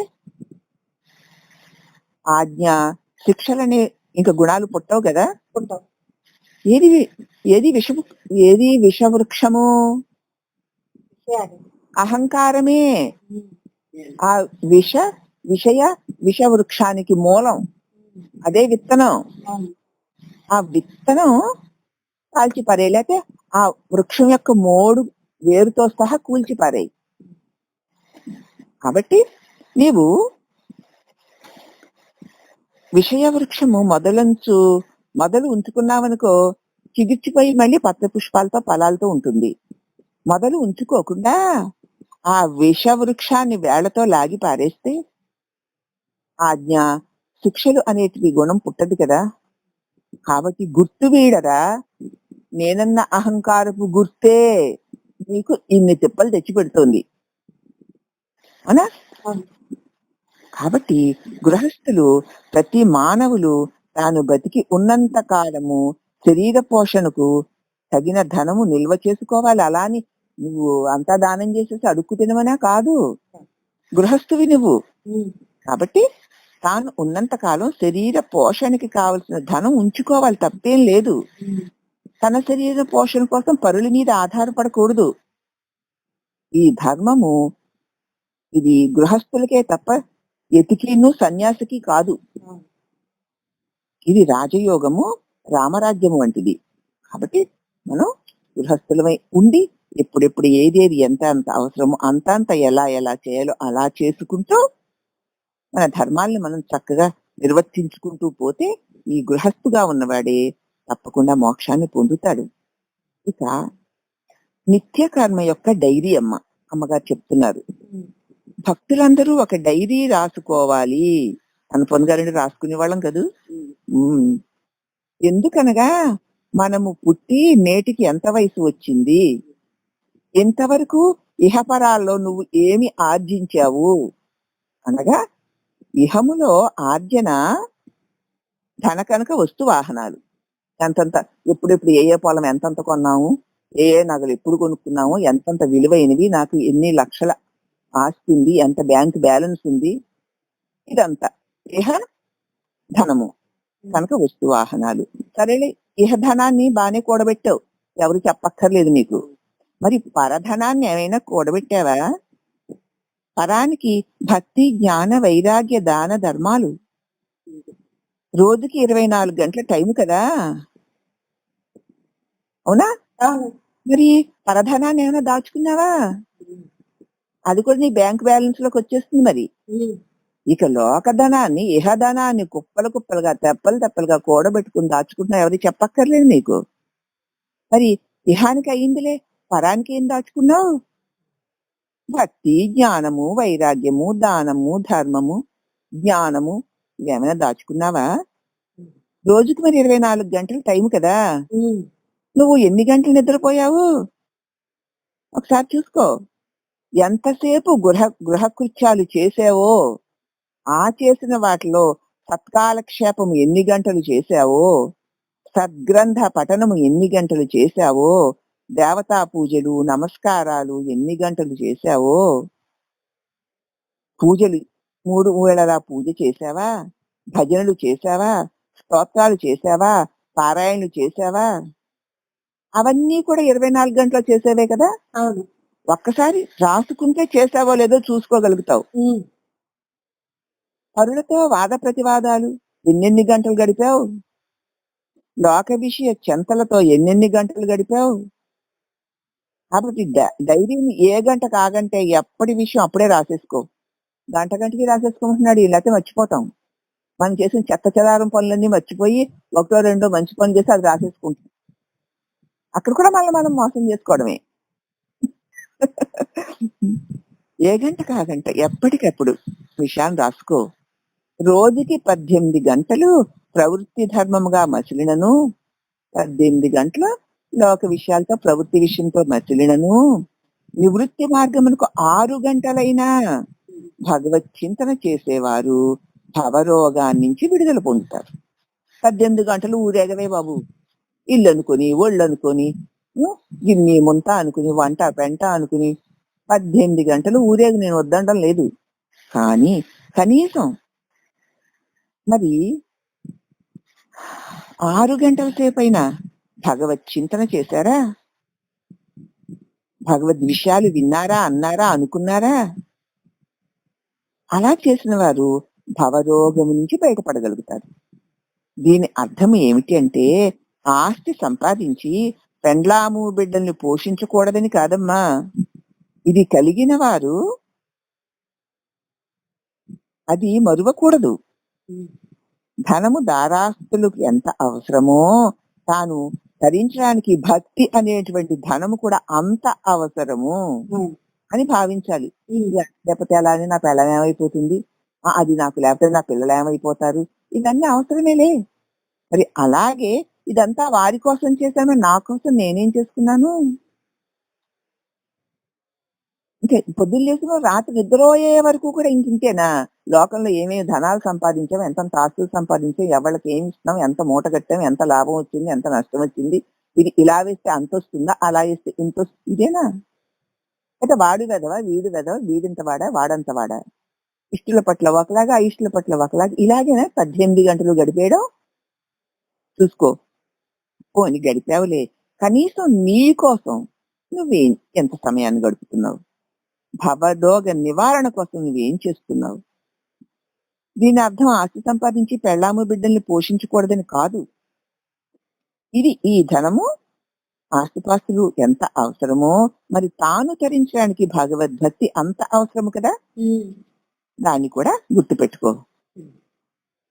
కృష్ణోదర పరాయణులై తిరుగక తత్వార్థ రహస్యాన్ని గ్రహించు. ఎన్నాళ్ళు తిరుగుతావు ఈ పెంటలు? ఇన్నేళ్ళు తిరిగావు, ఏమన్నా నీ కూడా వచ్చేదాన్ని సంపాదించుకున్నావా? కాబట్టి తత్వార్థ రహస్యాన్ని తెలుసుకోవడానికే నీకు నీ ఆయువును వాడుకోవా నువ్వు? తెలుసుకో. తన బిడ్డలనందరినీ చిన్నతనం నుంచి సరియైన నడవడిలో పెట్టి తాను ఆచరించిన బిడ్డల చేత జ్ఞాన మార్గం అమలులో పెట్టించాలి. బిడ్డల్ని కనీసం సరిపోతుందా? నువ్వు ఏ రాగద్వేషాలతో ఇష్టాలతో లోభ మోహాలతో పెరిగావో అవే వాళ్ళకి నూరి పోస్తూ వాళ్ళ చేత అవే అలవాటు చేయించి దానిలోనే తిప్పుతున్నావా? కానీ నీవు తరించడానికి నీకేం కావాలో నీకు తెలియక నీ బిడ్డలకు కూడా అవి నేర్పుకోకుండా వాడిని కూడా నాశనం చేస్తున్న పాపం నీకు రాదు. కాబట్టి నువ్వు బిడ్డల్ని కన్నావంటే చిన్నతనం నుంచి సరైన నడవడికలో పెట్టు, నువ్వు ఆచరించు. అప్పుడు బిడ్డల చేత ఆ జ్ఞాన మార్గాన్ని అమలు పెట్టించాలి. కృష్ణుడు చేసిన పని ఇంతే కదా. తాను భగవంతుడే అయి ఉన్నప్పటికీ అన్ని ధర్మాలు లోకం కోసం తాను చేయలేదా? ఆయనకి అవసరమా? అక్కర్లేదు. మనకెందుకు? అక్కర్లేదు. కానీ అన్ని మన కోసం, మనం చూసి నేర్చుకోవడం కోసం ఆయన చేయలేదు చూపించారు. అని. కాబట్టి డైరీ రాసుకో. గంటకి నువ్వు ఎంత లోకంలో తిరిగావో, ఎంత పనికిమాలిన విషయాల ఎవరికి చెప్పక రహస్యంగా దాచేసుకోలే డైరీ. కానీ నువ్వన్నా చూసుకోవడానికి ఉపయోగపడుతుంది అంటున్నారు. అసలు నాలో పాపమే లేదు, నేనేం రాసుకుంటా, అంతా పుణ్యాలేనండి కదా. డైరీ నిండా నా పుణ్యం అని రాసుకో, పోనీలే. కనీసం రాసుకో. ఇక ఆత్మానుభవ ఉపన్యాసం, ఆత్మ స్వరూపాన్ని అనుభవించిన దాని గురించి చెప్తున్నారు. మాతా పితృలారా మీకు నమస్కారము. మాతృదేవోభవ పితృదేవోభవ అనినట్లు మొదట తల్లి మనకి గురువు కదా. నేను తత్వబోధ అనే నా తల్లి భక్తి అనే రాజయోగ మార్గమును పోతూ ఉంది. ఆవిడ తల్లి తత్వబోధ అనే నా తల్లి భక్తి అనే రాజమార్గాన పోతూ ఉండగా రోడ్డునికి ఇరుపక్కల అజ్ఞానమనే అడవి ఉంది. తన తల్లి తత్వజ్ఞానం అనేటువంటి తల్లి భక్తి అనే రాజయోగ మార్గంలో పోతుంటే ఆ తల్లి వెనకాల పోతుంది ఈవిడ. అంటే మనమే. రోడ్డుకి ఇరుపక్కల ఏముంటాయి? అజ్ఞానం అనే భయంకరమైన అడవి ఉంది. అనగా విషయములనే చిగుళ్లతోటి, విలాసాలనే పుష్పాలతోటి, మమతలనే మొగ్గలతోటి, కోరికలనే కొమ్మలతోటి, అహము అనే పెద్ద పెద్ద ఆకులతోటి, ఆశాపాశాలనే తీగలతోటి దట్టంగా అల్లుకొని, చింతలనే చింత చెట్టు, వృత్తులనే వృక్షాలతో ఉంది అక్కడ. అటుపక్క ఇటుపక్క ఇవన్నీ ఉన్నాయి. ఇప్పుడు వేరే వేరే దేశాలు ఎక్కడెక్కడికో, మన దేశం ఎక్కడికో సైట్ సీయింగ్ అని వెళ్తున్నారు కదా ఈ పిల్లలందరూ. ఇవే సైట్ సీయింగ్లు అక్కడ ఇవి ఉన్నాయి. ఎలా ఉంది ఈ అడవి? విషయాలని చిగుళ్లతోటి, విలాసాలని, పువ్వులతోటి, మమతలని, మొగ్గలతోటి, కోరికలనే కొమ్మలతోటి, అహమనే పెద్ద పెద్ద ఆకులతోటి, ఆశాపాశాలనే తీగలతోటి దట్టంగా అల్లుకొని, చింతలనే చింత చెట్లు, వృత్తులనే అనేక వృక్షాలతో ఉంది. ఆత్మజ్ఞానమనే లైటు ప్రకాశముతో రోడ్డు విశాలంగా కనపడుతూనే ఉంది. ఆ రోడ్డు కనపడకపోతే ఎలా వెళ్తావు? అటు ఇటు ఎంత అడివి ఉన్నా. నేను నా తల్లి ఆత్మవిచారణ చేస్తూ వెళుతున్నాం. అప్పుడు తోవలో చింతలనే చింత చెట్టు కింద, మలిన వృత్తులనే అశుద్ధముపై కామచింతననే చింతకాయలు రాలి ఉన్నాయి. అలా వెళుతూ ఉండగా, ఆత్మవిచారణ చేసుకుంటూ వెళుతూ ఉండగా తోవలో చింతలు అంటే గతంలో జరిగినటువంటి విషయాలు మననం చేసుకోవడాలు. ఆ చింత చెట్టు కింద మలిన వృత్తులు, గతంలో మనం ఏర్పరచుకున్న మలిన వృత్తులు అనేటువంటి అశుద్ధం, దాని మీద కోరికలనే చింతకాయలు రాలి ఉన్నాయి. చూస్తూ లోపల నీకు బయట అడవి ఏమన్నా కనపడుతుందేమో, కాదు. కనపడిందా లోపల అడవి? అదే చింతలు గతాలను గురించి చింతిస్తూ అంటే అదే చింత చెట్టు. ఆ చింత చెట్టు కింద మలిన వృత్తులు ఎన్నో రాగద్వేషాలు, ఈర్ష్య, అసూయల మలినాలు అనేటువంటి తలంపులు అనేటువంటి అశుద్ధం, దాని మీద కోరికలని చింతకాయలు రాలి ఉన్నాయి. మలిన మనస్సు అనేటువంటి అక్క ఇంద్రియములనే పిల్లలు కూడా ఉన్నారు అక్కడ. నా మలిన మనసు నా అక్క. నా ఇంద్రియాలే నా పిల్లలు. వారంతా వచ్చి ఈ చింతకాయలు ఏరుకొని తల్లి తమ తల్లికిచ్చారు. అమ్మా అమ్మ ఇగో ఈ చింతకాయలు ఎంత బాగున్నాయని. ఇంద్రియాలనే పిల్లలు, చెప్పబోలేదు. ఆ మరణ మనసునే అక్కను, ఇంద్రియాలనే పిల్లడును వీళ్ళంతా వెళ్ళి ఆ చింతకాయలు, ఏమిటా చింతకాయలు, చెంపలు. చింతకాయలు ఏరుకొచ్చి తల్లికిచ్చారు. ఉమ్. ఆ మలిన మనసు అనేటువంటి అక్కగారు ఇంద్రియములే పిల్లలు తెచ్చిన చింతకాయలు అశుద్ధముతో ఉన్నాయని ఎరుగక తన ఇష్టం కాబట్టి ఇష్టం వచ్చినట్లు దాన్ని వివిధ రకాలుగా పచ్చళ్ళు చేసుకుంటూ, పులుసులు చేసుకుంటూ, కూరలు చేసుకుంటూ వాడేసుకుంటుంది మనసు అనే అక్కగారు. అదే తెలియక నా గురువైన నా తల్లితో ఇలా అన్నాను, అమ్మా నా అక్క బుద్ధి ఎలా ఉందో చూసావా, అజ్ఞానం చేత శ్రవణమనమనే నీటితో కడుక్కోకుండా ఆ చింతకాయలు వాడుతోంది చూడు, ఎంత ముద్దుతే శుచి శుభ్రం లేకుండా ఈ అక్క మనసనే అక్క. పాపం అజ్ఞానం చేత శ్రవణము మననము అనే నీటితో కడుక్కోకుండా చింతకాయలు ఎలా వాడుతుందో అని నా వెంటనే ఎదుట కారణ గురువు కనిపించాడు. నేను నా తల్లి ఆ గురుదేవులకు సాష్టాంగ నమస్కారం చేశాం. ఆ గురువు అశుద్ధంతో కూడిన చింతకాయలపై ఒక మారు తన జ్ఞాన దృష్టిని ప్రసరింపచేశాడు కదా. ఎవరావిడ? అక్క, మనస్సనే అక్క అశుద్ధమనేటువంటి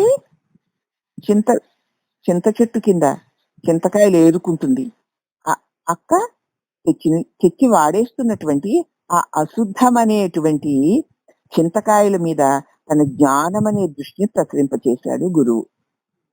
వెంటనే ఆ చింతకాయలన్నీ పరిశుద్ధాలైపోయి 16 వన్నెల బంగారు కళలతో ప్రకాశించాయి. అదే నీ చింతలన్నిటినీ కూడా పరమాత్మ భావంతో పవిత్రం చేసుకో. అప్పుడు 16 వన్నెల కళలతో ప్రకాశిస్తున్నాయి. సద్గురు మహిమ ఎంత అని కొనియాడగలను. ఎంత అని వర్ణింతునే నా గురు మహిమ నేనెంత అని వర్ణింతునే అనో పాట పాడుకున్నాం ఒకప్పుడు. ఎంతని వర్ణిస్తాం ఆయన గొప్పని. అచలం చరణం లేకుండా మౌనంలో ఉన్న సద్గురుని పాదాల మీద పడి ఉన్న నన్ను లేవదీసి ఇక అలాగే ఎప్పుడైతే ఈ అశుద్ధి మీద పడి ఉన్న కోరికలనే చింతకాయలను తన జ్ఞాన దృష్టి చేత గురుదేవుడు శుద్ధి చేశాడో, అంటే గురు భావంతో గురువు చెప్పిన మంత్రంతో నీ లోపల వాసనలనేటువంటి చింతకాయల్ని, కోరికలనేటువంటి ఆ చింత రసాన్ని నువ్వు క్లీన్ చేసుకోవడానికి కావాల్సిన దాన్ని ఇచ్చాడు ఉపాయం. అప్పుడు ఏమైంది, ఆహా ఎంత గొప్పవాడు నా గురుదేవుడు అని ఆ గురుదేవుల పాదాల మీద పడ్డాను. నన్ను లేవదీసి, శిష్య ఇంక నీకు చెప్పవలసింది అచలము నిరూపణ చేయడమే కదా, ఇంకేం చెప్పాలి నీకు? నీ లోపల ఉన్న చింతలన్నీ చిన్మయాలు చేసేసాను కదా. ప్రతిదీ పరమాత్మదే, పరమాత్మ కానిదేది లేదు, నేను నాది అంటూ చింతలు, కోరికలు, కామనలు అనేటువంటి ఆ మలినాలన్నీ ఎక్కించుకున్నావు. వాటినన్నిటినీ చిన్మయం చేసేసాను కదా. విచిత్ ప్రకాశపు కిరణాలుగా మార్చేశాను కదా. ఇక నీకేం చెప్పాలని కాళ్ళ మీద పడ్డావు? ఇంక నీకు చెప్పవలసింది అచలాన్ని నిరూపణ చేయడం ఒక్కటే కదా, చూడు అని గురువు మఠం వేసుకొని కూర్చున్నాడు. దా అచలం చెప్తా కూర్చో అన్నాడు. ఆమె వైపు తదేకరిష్తో చూస్తూ ఉండగా జడలతో ఈశ్వరుడై నేలపై వెల్లికిల్లా పడుకున్నాడు. ఆయన వైపు అలా చూస్తూ ఉండగానే జడలు కట్టేసుకుని మరి నేల మీద వెల్లకిలా పడుకున్నాడు. అనగా దేహము పడిపోవును అని దృష్టాంతరం అన్నమాట. పడిపోయాడంతే. ఆ గురువు ముందు బతికేసి కూర్చున్న తర్వాత జడలతో సహా వెల్లికిలా పడిపోయాడు. అంటే ఇదిగో ఈ దేహము చచ్చిపోయింది ఇప్పుడు అని దృష్టాంతరం. రోడ్డు దగ్గర తన పక్కని సంసార సముద్రము విషయములనే కెరటాలతో నీరు ప్రవహిస్తూ ఉంది. ఆ పక్కనే అక్కడ సంసారం అనే మహాసముద్రం, విషయాలనే కెరటాలతో నీరు ప్రవహిస్తూనే ఉంది. దాని వెనకాల అజ్ఞానం అనే అడవి దట్టంగా ఉంది రోడ్డుకి అవతల పక్క. పసిబాలనై శరీర భ్రాంతి లేక ఈశ్వరునిపై పాకాను. అప్పుడు ప్రజ్ఞానము ఒక్కటి ఉంది. తదుపరి ఈశ్వరుడు నేను లయించిపోయాం. నెమ్మదిగా ఈ అజ్ఞాన అడవిని దట్టంగా ఉన్న దానిని ఆ వెల్లకిలా పడిపోయాడు కదా ఆ గురుదేవుడు. అంటే శరీరం శవమైపోయింది కదా. ఆ శవమైపోయిన ఇదిగో ఇది శరీరము శవము అని ఆయన ప్రత్యక్షంగా చూపించాడు. అప్పుడు మరి ఈ అజ్ఞానం అనే అడవి, అలాగే సముద్రం, సంసారం అనే సముద్రం, విషయాలనే కెరటాలు ఇన్ని ఉన్నను పసిదాననైన నేను శరీర భ్రాంతి ఇక లేదు. ఓహో ఇది చచ్చింది అనుకొని ఇక ఈశ్వరునిపై పాకితిని. సర్వవ్యాపకమైపోయిన ఆ శరీరం చచ్చిపోయింది కదా, ఇంకా మిగిలి ఉంది కదా చిన్న, ఎలా ఉంది అంశ కిరణంలా ఉంది. అట్టి తాను తనువుని వదిలేసి వ్యాపకమైన ఈశ్వరునిలో పాకేసింది. వేసిన నీటి చుక్క నదిలో వేసిన నీటి చుక్క నది అయిపోలేదు, అయిపోయింది, శరీరాన్ని నుంచి విడిపోయింది. ఇక తాను అనంతమైన ఈశ్వరుని నిండా పాకేసింది. అదే వ్యాపించిపో వ్యాపించిపో వ్యాపించిపో అని చెప్పుకున్నది. అదే ఈశ్వరుని పైన పాకేశాను. ఇక ప్రజ్ఞానం ఒక్కటే ఉంది. తదుపరి ఈశ్వరుడు నేను లయించిపోయాం అంతే. ఇక ఈశ్వరుడు లేడు. ఆ సముద్రము అడవులు కూడా లయించిపోయాయి సుమా.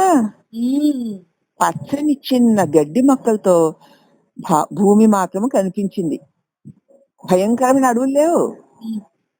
జన్మమిత్తుటకు గుణము ఉన్న మొలక వస్తుంది కదా, మరి అది కూడా లయించిపోయింది. ఇంకా వెలుతురుగా ఉన్న ఆకాశం కనిపించింది. చిదాకాశమే కనిపించింది అంతే.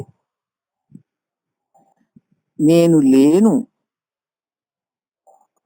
ఇక చెప్పి వర్ణించడానికి వీలు లేనిది అదే ఉంది ఇక్కడ. ఏం చెప్తాను, చెప్పడానికి ఎక్కడ నేను లేదు.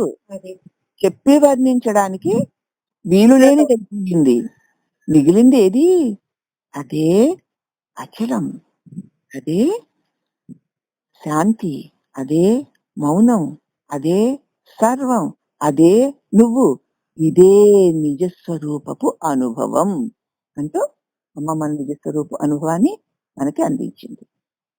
ఇంచుమించులో చాలా వరకు ప్రతి బోధలోనూ ఇటువంటి అనుభవాన్ని అందిస్తూనే ఉన్నారు గురువు. ఇక ఇదమ్మా స్వరూప స్వస్వరూపానుసంధానము వల్ల ఏవేవి తొలగిపోతాయో, ఏది పొందాలో దాన్ని నువ్వు ఎలా పొందుతావో దాన్ని పొందింపచేస్తారు గురువులు. ఇక ఇక ప్రకృతిని గురించిన ఉపన్యాసం. గృహిణి గృహస్థుడు ఇరువురు ప్రకృతి గృహమును పోలు హృదయ గుహను నిర్మించుకున్నారు. భార్యాభర్తలు ఇద్దరు అంటే గృహిణి గృహస్థుడు అంటే వాళ్ళిద్దరూను ప్రకృతి గృహమును పోలు హృదయ గృహం నిర్మించుకున్నారు. ఎలాగంటే చూడు, ఉచ్ఛ్వాస నిశ్వాసలు అనేటువంటి గృహిణి, గృహస్థులు ఉచ్ఛ్వాస నిశ్వాస వీళ్ళిద్దరూ గృహిణి గృహస్థులును. అగు దంపతులు ఇద్దరూ కలిసి జ్ఞానేంద్రియముల చేత కచేరీ హాలు, కర్మేంద్రియముల చేత ఇంటి కప్పు వరండాలు, పంచతన్మాత్రలనే వీధి గదులు, పంచప్రాణాలనే అంతఃకరణ చతుష్టయమనే వంట ఇల్లు, అవస్థాత్రయమనే మెట్లు, గట్టి సహస్రారమనే మేడ, నేను మేనులనే పాన్పు మీద ఉచ్ఛ్వాస నిశ్వాసలనే దంపతులు క్రీడిస్తూ ఉండగా ఆనందమనే బాలుడు ఉద్భవించాడు. భ్రూమధ్య జ్ఞానసూర్యుడు ఉదయించాడు. ఆ దంపతులు బాలుని ఆలింగనముచే మేనులు మరచి ఏకరూపులై హాయిని పొందారు, సచ్చితానందాన్ని పొందారు. అనగా సత్తు అనే భర్త, చిత్తు అనే భార్య. అవునా? సత్తు ఈశ్వరుడు, చిత్తు జ్ఞానం. అవునా? సత్ అంటే శాశ్వతమైన పరమాత్మ, చిత్ అంటే దానిలోంచే ఉద్భవించి దాని స్వరూప స్వభావాలే కలిగినటువంటి జ్ఞానము, అంటే ఇప్పటి మన తెలివి. ఆ కాబట్టి వాళ్ళు సత్ అంటే భర్త, చిత్ అంటే భార్య. ఈ చిత్ ఆ సత్తులో ఏకమైపోయింది, ఆ ఆనందాన్ని పొందింది. సత్యమను రాజుకి జ్ఞానమే భార్య, మనస్సే మంత్రి, బుద్ధి అనేవాడే దివాను, చిత్తమనే గుమస్తా, పంచప్రాణాలనే స్నేహితుడు, అరిషడ్వర్గాలనే బండ్రోతుడు. పంచభేదికి శరీరం అనే పట్టణంలో జ్ఞానేంద్రియములనే సోదరులతో, కర్మేంద్రియములనే చెలులతో, పంచతన్మాత్రలనే పరిచారికలతో శ్రద్ధ అనే విశ్రాంతిగా కూర్చొని ధ్యానింప ప్రణవము చే సమిధలు రాపిడి చేస్తే అగ్ని పుట్టినట్లు ఉచ్ఛ్వాస నిశ్వాసల ఊర్ధ్వ గమనము చేత జ్ఞాన సూర్యుడు ఉదయిస్తాడు. అదే సచ్చిదానందం. అందు తాను లయిస్తే అదే అమనస్కం అవుతుంది. దాన్నే మనం ఆత్మాత్వం గిరిజామతి అని దానికి అర్థం చెప్పుకున్నాం కదా గురు మానస పూజలో. ఇంతకంటే ఇంకా వివరమైనటువంటి అర్థం దానిలో వచ్చింది. ఈ అమ్మగారు చెప్పిన సందర్భంలో అది మనం చెప్పుకోకూడదు, మనకంతా అనుభవంలోనే ఉంది కాబట్టి. అది సచ్చిదానందం, అదే అందు తాను లయించాలి. అదే అప్పుడు ఇక మనసు లేదు, నేను కదా. సరే, ఇది ఎందుకు వస్తుందో రాని. ఆత్మాత్వం గిరిజామతి సహచర ప్రాణాః శరీరం గృహం పూజాతే విషయో ఉపభోగ రచన నిద్రా సమాధి స్థితి సంచారః పదయో ప్రదక్షిణ విధి స్తోత్రాణి సర్వాణి యజ్జత్కర్మ కరోమి తత్తదఖిలం శంభో తవారాధనం. పరమాత్ముడే యజమాని, మనస్సు మతే గిరిజ, పరమాత్ముడే శివుడు, అతడే యజమాని, మనస్సే గిరిజ, సహచరులే ప్రాణాలు, పంచప్రాణాలు 5 సహచరుడు. శరీరం అనేటువంటి గృహంలో యజమానుడైన పరమేశ్వరుడు, యజమానురాలైనటువంటి గిరిజ అనబడే మనస్సు, వారికి సహచరులుగా పంచప్రాణాలు శరీరం అనే గృహంలో కాపురం ఉంటున్నారమ్మా. పూజాతే విషయో ఉపభోగ రచన, ఇంద్రియ విషయాలు ఏవేవే ఉన్నాయో అవి అన్నీ కూడా ఆ యజమానుడైన పరమేశ్వరుడి పూజ కోసమే, ఆయనకు అర్పించుకోవడం కోసమే. ఎందుకు? పంచ జ్ఞానేంద్రియాలు పంచ విషయాల్లోకి వెళ్లి ప్రపంచం నుంచి ఆ పంచ విషయ భోగాల్ని తెస్తున్నాయంటే ఎందుకు? ఈ గృహానికి యజమానుడైన ఈశ్వరుడికి సమర్పించడానికే కదా, ఆత్మకి సమర్పించడానికే కదా. విషయోపభోగ రచన. కాబట్టి పంచ జ్ఞానేంద్రియాలు ఏం చేస్తున్నాయి? ప్రపంచంలోకి వెళ్ళి 5 సేవకులు వెళ్ళు, లోపల పంచ ప్రాణాలు 5 లోపలి ఇంటిని శుద్ధి చేసేటువంటి సహచరుడు.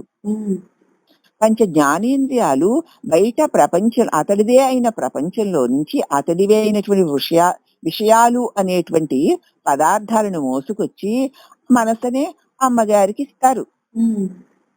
అప్పుడు ఆవిడ ఏం చేస్తుంది? ఆ తెచ్చిన పదార్థాలన్నిటినీ కూడా చక్కగా పచనం చేస్తుంది, రకరకాలుగా వండుతుంది. అలా వండడానికి పంచ కర్మేంద్రియాలు అనేటువంటి ఇంటి బయట శుభ్రం చేసే పరిచారికలు, గిన్నెలు కడగడానికి, గదులు తొడవడానికి, మరి పిండులు రుబ్బడానికి, అన్ని చేయడానికి వేరే బయట ఉండేటువంటి పరిచారికలు, అది కర్మేంద్రియాలు.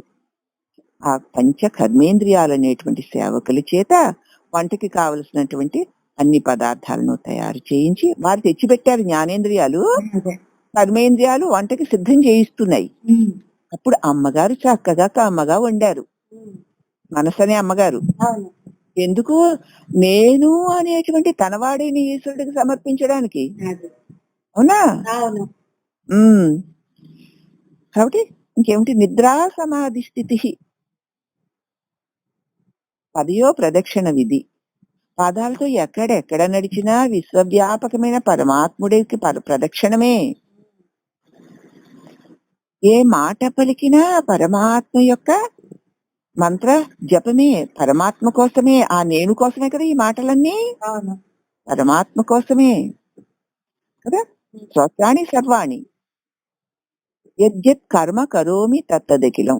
ఏ ఏ కర్మలు ఈ దేహేంద్రియ మనోబుద్ధులతో పంచ జ్ఞానేంద్రియ పంచ కర్మేంద్రియ పంచ ప్రాణాలతో చేయబడిన ప్రతి కర్మ దీనికి ఆధారమై ఉన్న పరమేశ్వరుడా తవ ఆరాధనం అని అంత నేనని మతిగారు లేచి గిరిజమ్మ గారు నాదంటూ ఈ గృహాన్నంతా యజమానురాలై ఈ ప్రాణేంద్రియాలతోటి కర్మేంద్రియాలతోటి జ్ఞానేంద్రియాలతోటి ఇదిగో ఆనందకరమైనటువంటి ఆహారాన్ని తయారు చేసి తన హృదయేశ్వరుడైన తనకి మనస్సు అన్నమాట తనకు ఆధారమైన ఆ నేననే పరమేశ్వరుడికి సమర్పించి ఇక బయట తలుపులన్నీ వేసి లోపల తలుపులన్నీ వేసి అందరినీ తోసేసి తాను ఏ పరమేశ్వరుని కోసం పరమేశ్వరుని నుంచి తాను వచ్చిందో అటువంటి పరమేశ్వరునిలో చేరి గాఢాలింగనం చేసుకొని తన్ను మరచి తనువు మరచి తాను ఈశ్వరుడైపోయింది.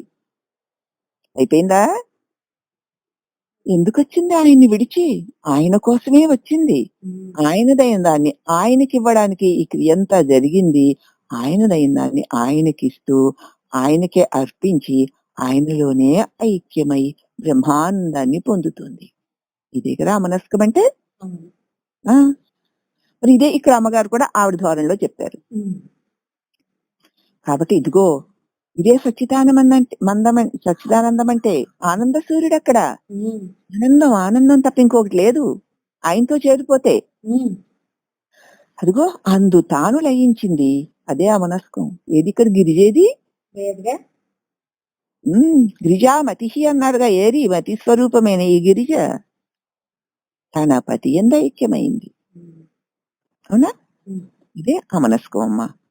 ఇక ఉపన్యాసం మహాప్రళయ మత్స్యావతార అంతర్ధానం.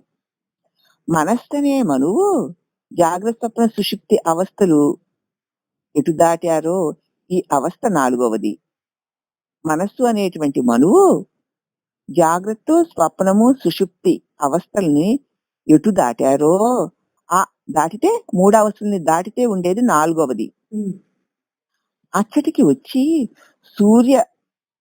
సూర్యునికి అర్ఘ్యం ఇవ్వగా మనసనే 3 అవస్థల్ని దాటి అక్కడికి వచ్చి సూర్యుడికి అర్ఘ్యము ఇవ్వగా జ్ఞానమనే చేప తన దోసిట్లోకి వచ్చిందిట. అరిషడ్వర్గాలనే మొసళ్ళు తన్ని భక్షించకుండా రక్షించడం కోసం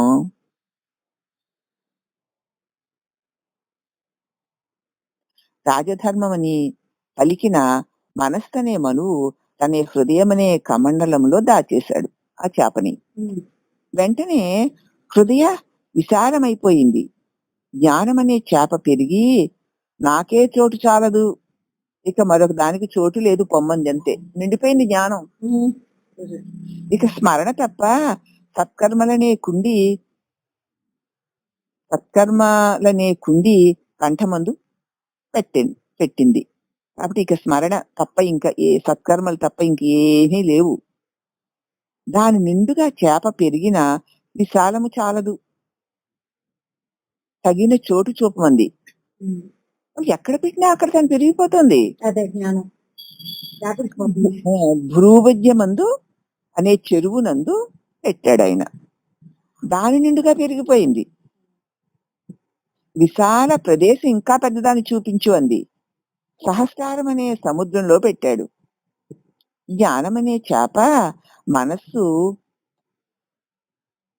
అనే మనువుతో ఇలా చెప్పింది. విషయవాసననే దొంగలు నన్ను హరించకుండా కాపాడావు కనుక నిన్ను నేను రక్షిస్తాను. నీకు ప్రకృతి ప్రళయము వచ్చినప్పుడు షట్చక్రములు దాటి సహస్రారములోనికి పోవునప్పుడు గర్భనరకములో పడకుండా జన్మల ప్రవాహములను పడిపోకుండా నిన్ను నేను రక్షిస్తాను అని జ్ఞానం అనేటువంటి చేప ఆయనకి అభయం ఇచ్చింది. దాన్ని పెంచుకుంటూ పోవడమేనమ్మా జ్ఞానాన్ని. ఈశ్వరుడికి సూర్యుడికి 3 అవస్థలను దాటి 4వ స్థితిలో జ్ఞానమనే సూర్యుడికి అర్ఘ్యం ఇవ్వబోగా ఆ దోసిట్లోకి జ్ఞానమనే కిరణం అన్నమాట, సూర్యకిరణం. జ్ఞానమనే కిరణం చేప రూపంలో పడింది. నాకు దీనిలో చోటు చాలడం లేదు అంది. దాన్ని తీస్తేనే కానీ అర్ఘ్యం ఇవ్వలేడుగా. దాన్ని తీసుకెళ్ళి ఒక తొట్టులో పెట్టాడు. ఆ జ్ఞానము తొట్టి నిండిపోయింది. మరి నాకు ఇక్కడ చోటు చాట్లేదు, అంటే ఇంకా వ్యాపించిపో, ఇంకా వదిలే అని. ఇక మళ్ళీ దాన్ని తీసుకెళ్లి చెరువులో పెట్టాడు. చూస్తుండగా చెరువంతా వ్యాపించిపోయింది, నాకు ఇంకా చోటు చాటలేదని. ఎక్కడ పెట్టాలో తెలియక మహాసముద్రంలో పెట్టేశాడు. ఇక ఆ జ్ఞానం అనే చేప ఇక పెరిగిపోయి ఇదిగో చూడు, నీవు విషయవాసనలోనే దొంగలు నిన్ను హరించకుండా ఈ జ్ఞానం కాపాడుతుంది. ఇంకా నిన్ను నేను రక్షిస్తాను. నీకు ప్రకృతి ప్రళయం వచ్చినప్పుడు, అంటే ప్రకృతి ప్రళయం అంటే శరీరము పడిపోతున్నప్పుడు షట్చక్రాములను దాటిపోయి సహస్రాలలోకి పోవడానికి, ఇంకా గర్భనరకంలో పడకుండా ఉండడానికి, జన్మకర్మలనే ప్రవాహంలో పడిపోకుండా నేను నిన్ను రక్షిస్తానని జ్ఞానం అతనికి అభయం ఇచ్చింది. ఇక సహస్రాలం దగ్గరే నిలువు, ఇక కిందకి జారకు అని చెప్పింది. జ్ఞానమనే చేప శరీరమనే ఓడలో సప్తదాతవులనే సప్త మహారుషులను సంకల్పములనే విత్తనాలు సృష్టించడానికై జాగ్రత్త చేసుకొని శరీరమనే ఓడను తీసుకొచ్చింది. ఇంద్రియ సంఘము సంసారము అనే సముద్రమున నిలువబెట్టి మనస్సనే మనువును పిలిచి శరీరమనే ఓడలో కూర్చుండబెట్టి, ఇదిగో చూడు ఈ ప్రకృతి, చూసావా మోహపోతావు.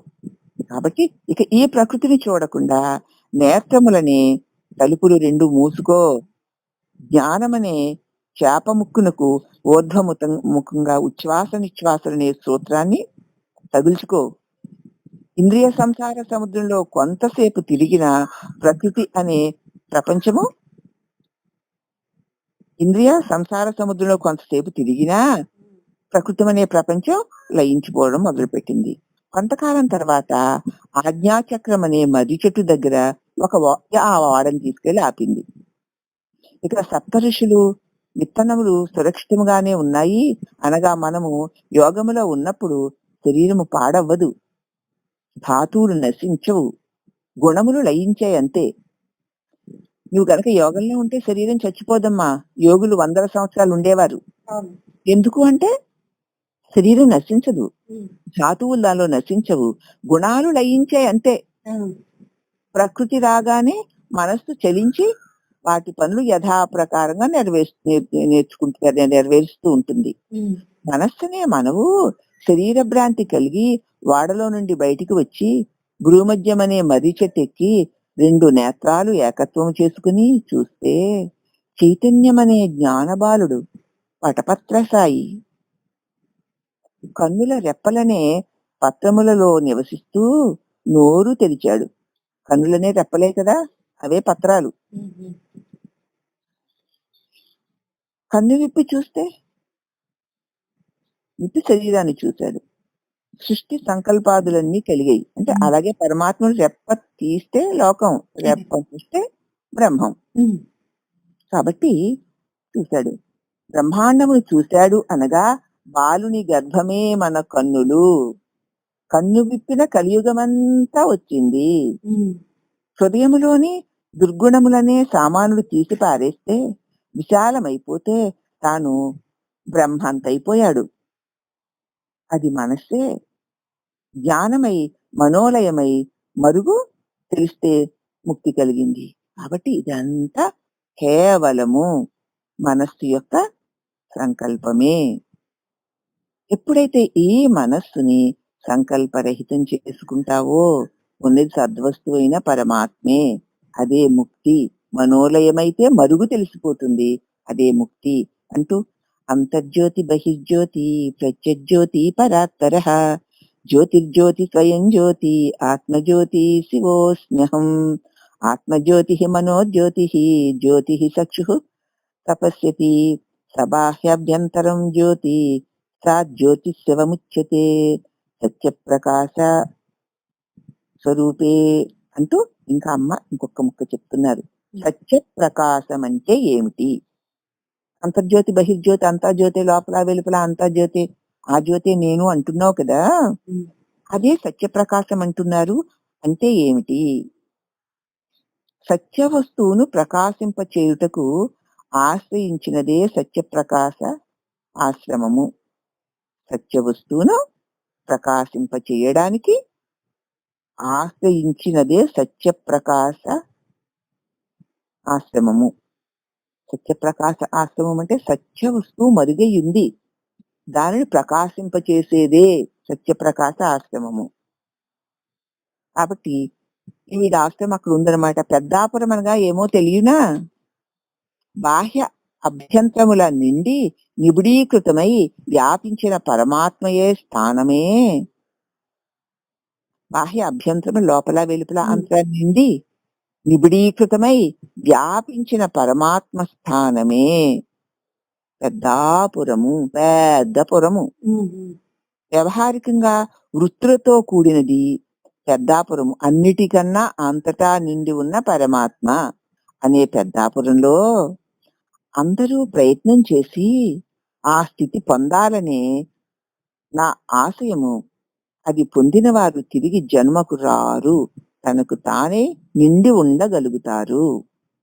దీనికి ఒక కథ ఉపమానంగా సులభంగా ఉండడానికి చెప్తున్నారు. హృదయమనే రాజ్యంలో మనసనే రాజు పరిపాలన చేయుచున్నాడు. తృప్తి అనే భార్య ఆనందమనే కొడుకుతో ఉన్నాడు. ధర్మ ప్రవర్తనతో రాజ్య పరిపాలన చెయ్యమని అన్నారు గురువు గారు. నాయనా, ఇదిగో నీకు రాజ్యం, హృదయం అనే రాజ్యం ఇవ్వబడింది, కాబట్టి దీన్ని మనస్సు అనే రాజుగారు నువ్వు చక్కగా నువ్వు పాలన చెయ్యి. తృప్తి అనే భార్య ఇదిగో, ఆనందం అనే కొడుకుడిగో, కాబట్టి ధర్మ ప్రవర్తనతో రాజ్య పరిపాలన చేయమని చెప్పారు గురువు గారు. ఇంకా అంతఃకరణం అనే నిర్మలమైన అర్థాన్ని కూడా ఇచ్చారు. రాజా, నీవు సత్యధర్మాలతో రాజ్య పరిపాలన చేసి రాత్రి పరుండునప్పుడు ఈ అద్దంలో చూసుకో నీ ముఖాన్ని. నువ్వు సత్యధర్మాలతో రాజ్య పరిపాలన చెయ్యి, రాత్రి పడుకునేటప్పుడు మాత్రం ఇగో ఏ అర్థం, అంతఃకరణమైన నిర్మలమైన అర్థంలో ఒకసారి నీ ముఖం చూసుకో. నిర్మలంగా ప్రకాశంగా ఉన్నావా లేదా చూసుకో. నీ అంతఃకరణలో ఏమైనా మలయాలు ఉన్నాయా, దుమ్ము ధూళి పడిందేమో చూసుకో. నీవు ధర్మ మార్గాన ప్రవర్తించావా, నిర్మలంగా ఉందనుకో, నేను ధర్మ మార్గంలో, ఇంకా ఒక్క తలంపు లేకుండా ఉందనుకో, ఓహో ఏ చింత చేయవలసిన అవసరం లేకుండా, ఏ భేదము ఏ ఖేదము లేకుండా నిర్మలంగా ఉందా నీ అంతఃకరణ, నువ్వు ధర్మంగా ప్రవర్తించావన్నమాట. ప్రతి ఒక్కరూ నిద్రపోయే ముందు తమ లోపలికి తాము చూసుకుంటే గొప్ప తెప్పలుగా వస్తున్నటువంటి వాసనలు తెలుస్తాయి. అందుకే నిద్ర పట్టట్లేదు అంటే అదే. ఒక్కసారి నీ అంతఃకరణ అర్థంలో చూసుకో, నిర్మలంగా ఏది గుర్తు లేకుండా, ఏది అక్కర లేకుండా శాంతిగా ఉందా. ఓహో, ఉదయం లేచినప్పటి నుంచి ఇప్పటి వరకు నాలో అధర్మం ఏదీ లేదు కాబట్టి శాంతిగా ఉన్నాను అని నిశ్చయించుకో. మరి మనకి టెస్ట్ ఎలాగా, అదే. నీలో దుర్గుణాలు ఉన్నాయనుకో, ఇప్పుడు కనపడతాయి కదా, చెత్త చెదారాలు వస్తూ ఉంటాయి. దాన్ని పోషించుకోక ఇంకా, బాబోయ్ ఇవన్నీ వేసుకున్న మలానే కదా ఇలాగా మర్చిపెట్టినట్టు ఇలా లేనిపోనివన్నీ కనిపిస్తున్నాయి అని దాన్ని మళ్ళీ అనుకున్నట్టే మళ్ళీ పెరిగిపోతాయి. దాన్ని పోషించుకోకుండా జ్ఞానం అనే ఖడ్గాన్ని ధరించి ఖండించు. ఏది వస్తున్నా సరే, ఎందుకు ఇదంతా అయిపోయింది కదా, లేనిదే కదా, ఎలా జరగాలో అలా జరుగుతుంది కదా, ఈశ్వరేచ్ఛ కదా, ఇక నాకెందుకు అని వచ్చిన ప్రతిదాన్ని ఖండించు. అప్పుడు అతని రాజ్యంలో సత్యం అనే మంత్రి గారు, ధర్మం అనే మంత్రి, బుద్ధి అనే మంత్రులతో, కామక్రోధ లోభ మోహ మదమాశ్చర్యాలనేటువంటి బంట్రోతులతో, ధర్మార్థ కామమోక్షం అనే పండితులతో, తపస్సంపన్నులైన ఋషులతో ఆత్మానుసంధానము చేత రాజ్య పరిపాలన చేయగలుగుతాడు. కొంతకాలానికి సత్సాంగత్యము అంత చక్కగా చేస్తున్నాడు ఆయన. కానీ కొంతకాలానికి సత్సాంగత్యము లేకపోవడం చేత ఆత్మవిచారణ చేయడానికి ఆసక్తి చే బ్రహ్మావలోకనము చేశాడు. ఇక కొంతకాలం ఇలా చేయగా కొంతకాలం సత్సాంగం చేయడానికి అవకాశం లేకపోయింది. ఎలా ఉంటుంది మరి, శరీర ఇంద్రియాలన్నీ అక్కడ క్షీణించిపోయాయి కదా.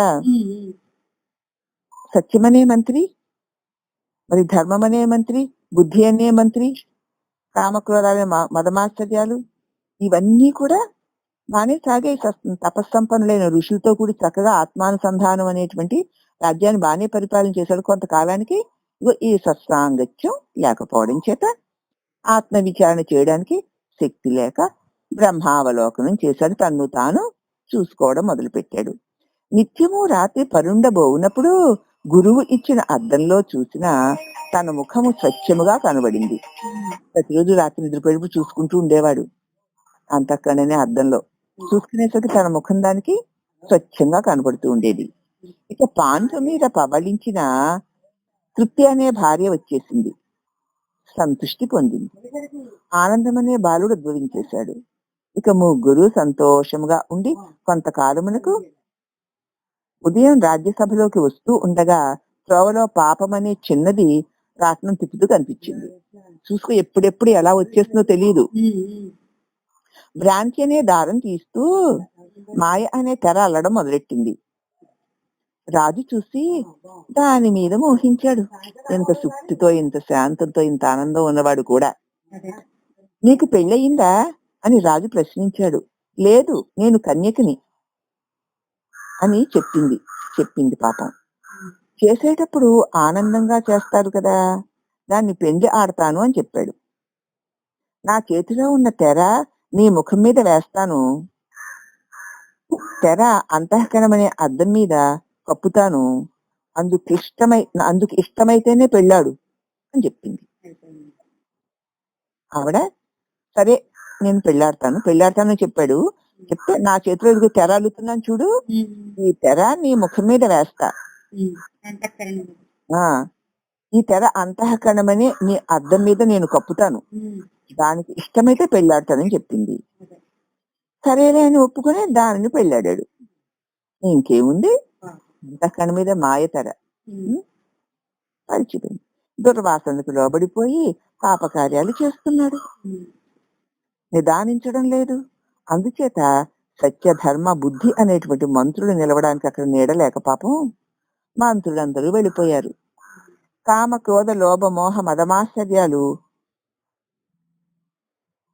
అనే మంత్రులు, వైరి ఈర్ష అసూయ గర్వము అనేటువంటి గుణాలైన మంత్రులు విషయవాసనలనే ప్రేక్షకులతో రాజ్య పరిపాలన చేస్తూ ఉండగా పాపం అనే చిన్నదానికి పశ్చాత్తాపం అనే చిన్నది కలిగింది. దానికి ఒక పిల్ల పుట్టింది, పశ్చాత్తాపం అనే పిల్ల.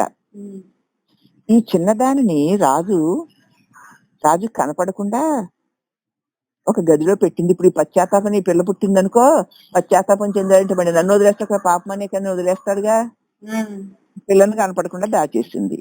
పశ్చాత్తాపము తండ్రిని చూడాలన్నా తలుపు వేసేసేది. ఒకసారి నా తండ్రిని చూస్తాను అని పశ్చాత్తాపం అడిగేది, అని తలుపు వేసేసేది. ఒకరోజు తలుపు వేయటం మరిచి భర్త దగ్గర నిద్రపోయింది.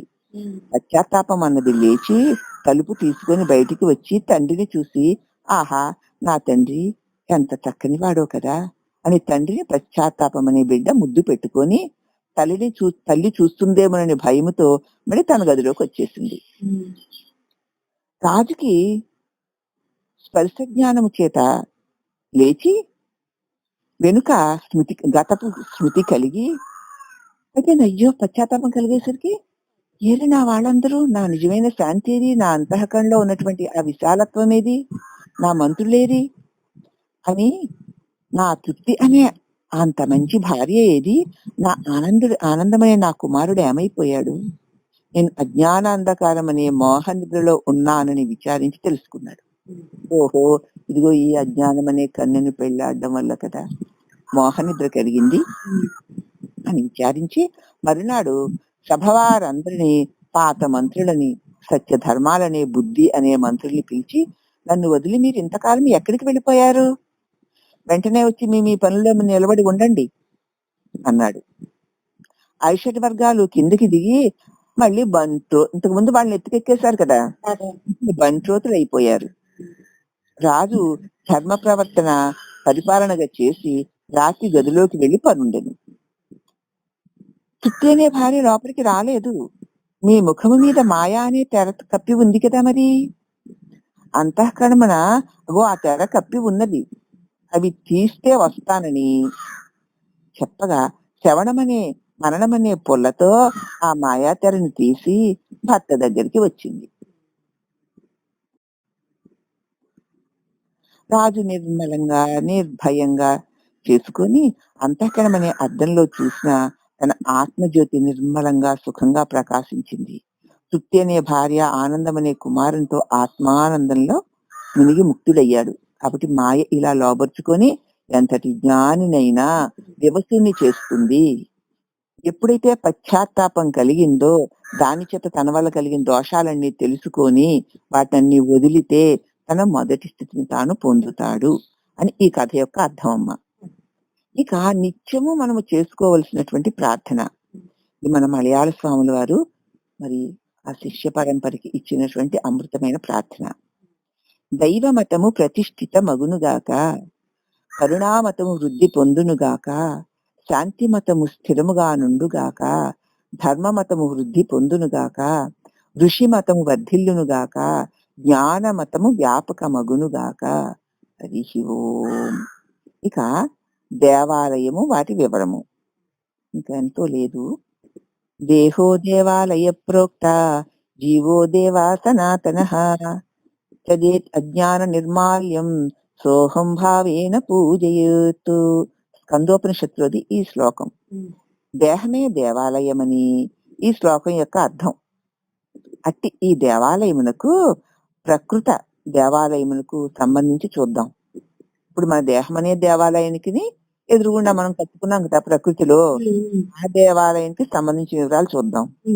ఆ సూచిక ఎలాగంటే ఈ పంచభూతములే ఈ దేవాలయం యొక్క ఆవరణ అనియు, దేవాలయమునకు ఉండబడే ముఖమండపము మన ముఖమేనని పోల్చుకోవాలి. ఇక దేవాలయమునకు ఉండబడే గర్భగుడి ఇగో నీ భూమధ్య ప్రదేశమే అని పోల్చుకో. దేవాలయ ప్రదక్షిణ కాలమందు నందీశ్వరుడు, చండీశ్వరుడు, సోమసూత్రమును దర్శించాలి అన్న నియమం ఉంది. అట్టి నియమములు హృదయమునందు దర్శించాలి. ఆ దర్శించుట ఎలాగంటే గుళ్ళో అంటే మరి చూస్తాము, హృదయంలో చూడాలంటే ఎలాగా అనగా నందీశ్వరుడు అన్నవాడు మనస్తని, చండీశ్వరుడు అన్నవాడు అహంకారమని, సోమసూత్రం అంటే జీవుడని చెప్తున్నారు. ఇట్లు చెప్పుట ఎందుకంటే నంది ఈశ్వరుడికి వాహనము.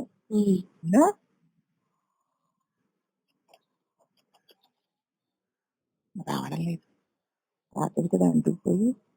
పరమాత్మకి స్వశక్తి, నంది ఈశ్వరుడికి వాహనము. మనస్సు పరమాత్మకి స్వశక్తి, అతందే, అతని నుంచి వచ్చిందే అది. చండీశ్వరుడు అంటే ఇచ్చట ఈశ్వరునికి పరా అవతారం, మరొక అవతారం. ఇచ్చట ఆత్మకి అహం బ్రహ్మాస్మి అనునంత వరకు ఉండినదే ఈ అహంకారం. ఈ అహంకారం నేను బ్రహ్మమును అని తెలుసుకోగలిగే వరకే ఉంటుంది. కనుక ఆత్మకి పరావతారం అని చెప్పబడుతోంది. ఈ అహంకారం ఎవరు? ఆత్మ యొక్క మరొక రూపమే, అదే పరావతారం, అతడే చండీశ్వరుడు. అందుకే మన అమ్మవారిని మంగళ చండిక అంటాం.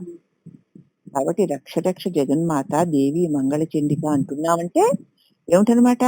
నా దివ్య సర్వమంగళత్వాన్ని మరిచానమ్మా, మరుపు లేకుండా చెయ్యి అని. ఎప్పుడైతే నేను నేనని అహంకరిస్తే అది బంధం అవుతుంది, జీవుడవుతాడు. నేను బ్రహ్మమును అని తెలుసుకుంటే అదే నేను అనంత పరమాత్ముడు అవుతాడంటే పరమాత్మ యొక్క ప్రతిబింబమే ఈ జీవుడు అని అర్థం. కాబట్టి అతడే చండీశ్వరుడు. కాబట్టి అహం బ్రహ్మాస్మి అనునంత వరకే అది ఉంటుంది అహంకారం అన్నమాట. కనుక ఆత్మకి పరావతారం అని చెప్పబడ్డాడు. ఇక్కడ ఈశ్వరునికి చేయబడు జలాభిషేకము అటూ నిటూ పోనీయక ఒక గుండములోనికి చేరునట్లు ఏర్పాటు చేస్తారు కదా. ఆ నీరు అటు ఇటు వెళ్లకుండా పానవట్టంలో నుంచి ఇలా వెళుతూ పక్కన ఒక కిందన ఒక గుండంలోకి వెళ్ళేట్లు చేస్తారు. దానిని సోమసూత్రము అని అంటారు. ఇక్కడ సోమసూత్రం అనగా ఎట్టిదో చెప్తాను విను. ఆ పరమాత్మ యందు అవ్యక్త శక్తియును, దాని చేత కల్పింపబడిన అనేక శక్తులను, అన్నిటి యొక్క సమూహమే ఈ జీవుడు. జీవుడంటే అతడే, పరమాత్మ యొక్క అవ్యక్త శక్తే. నేను అన్నవాడే, వాడి నుంచి కల్పింపబడుతున్నవే అనేకత్వాలు. ఆ సమూహాన్నే జీవుడు అంటారు. నేనుకి ఎంత సమూహం ఉందో చూసావా? ఈ విశ్వం అనే సమూహం పట్టుకుని కదా వచ్చాడు వాడు.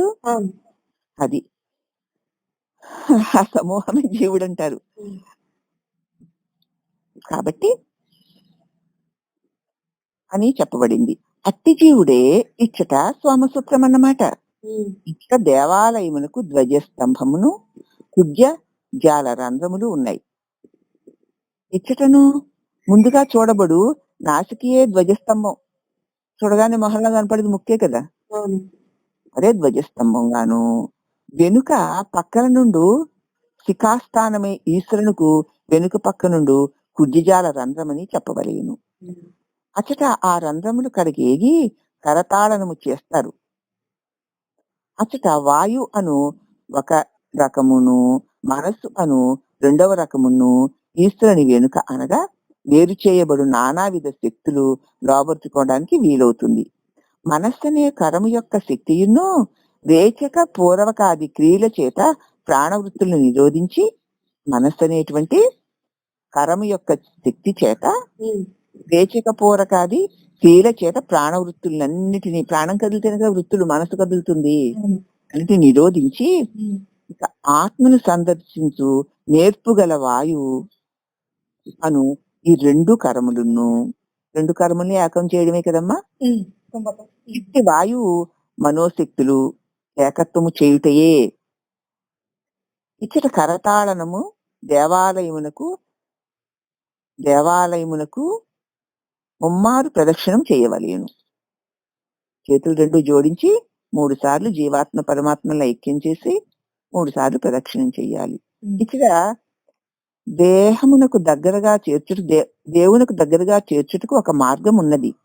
ఆ మార్గం ఏమిటి అంటే, మానవుడు గడిచిన జన్మ వృత్తాంతమును, రాబో జన్మ వృత్తాంతమును, వర్తమాన జన్మ వృత్తాంతమును 3ను లెస్సగా యోచించవలేను. అదేంటండి, గడిచిన జన్మలు మనకేం తెలుస్తాయి, రేపు రాబోయే జన్మలు మనకేం తెలుస్తాయి అనుకుంటున్నారా? నీలో వస్తున్నటువంటి వాసనలన్నీ గడిచిన జన్మని చూపిస్తున్నాయి. ఇప్పుడు కనిపిస్తున్నవన్నీ ఇప్పటి జన్మని చూపిస్తున్నాయి. నీలో ఉన్న ఊహలన్నీ రాబోయే జన్మను చూపిస్తున్నాయి. మరి నీ గడిచిన జన్మ, నీ లోపల ఉన్న వాసనలు, నీ తలంపుల ద్వారా నీకు తెలియబడుతున్న ఆ లక్షణాలే, ఆ వాసనలే ఇప్పుడు నీలో వ్యక్తం అవుతున్నాయి. అవి గడిచిన జన్మలో ఇలాంటి లక్షణాలు కలిగి, ఇలాంటి వాసనలు కలిగి ఉన్నానన్నమాట. తెలిసిపోయిందా ప్రత్యక్షంగా నీ గత జన్మ? ఇప్పటి జన్మ ఇదిగో ఇప్పుడు జరుగుతున్న వాటిలన్నీ తెలుసుకుంటున్నావు. ఇప్పుడు మళ్ళీ రేపటి గురించి నువ్వు ఊహలు చేస్తావు చూడు, ఆ ఊహలే రేపు నీ రాబోయే జన్మ. మరి ఇప్పుడు నీకు గత జన్మ తెలుస్తోంది, రాబోయే జన్మ తెలుస్తోంది, ఇప్పుడు జన్మ తెలుస్తోంది కదా. అలా గత జన్మలన్నీ తెలుసటండి, రాబోయే జన్మ కూడా తెలుసటండి. నీకు మాత్రం ఎందుకు తెలీదు? నువ్వు చూసుకోక. అవునా? కాబట్టి మానవుడు గడిచిన జన్మ వృత్తాంతమును, రాబో జన్మ వృత్తాంతమును, వర్తమాన జన్మ వృత్తాంతమును 3 లేస్తగా ఆలోచించాలి. గడిచిన జన్మలో చేయబడు శుభాశుభ కర్మలు ఇప్పటి ఫలాలయ్యాయి కదా. ఇప్పుడు చేయబడు శుభాశుభ ఫలములు రాబో జన్మకి ఫలవంతం అవుతాయి కదా. ఈ 3 జన్మల యొక్క వృత్తాంతము తెలిసిపోయిందా? గతంలో ఏవి చేశావో అదే ఇప్పుడు వస్తున్నాయి, ఏవి చేస్తావో అదే నీకు రేపు వస్తుంది. కాబట్టి 3 వృత్తాంతాలు తెలుసుకొని ఇప్పుడు ఈ 3టితో కూడి ఉన్న నేనెవరు, నాకు కదా ఇవి, మరి నేనెవరు అని తెలుసుకుంటే విరక్తి పరులై పరమేశ్వరునికి దగ్గరగా చేరుకుంటారు.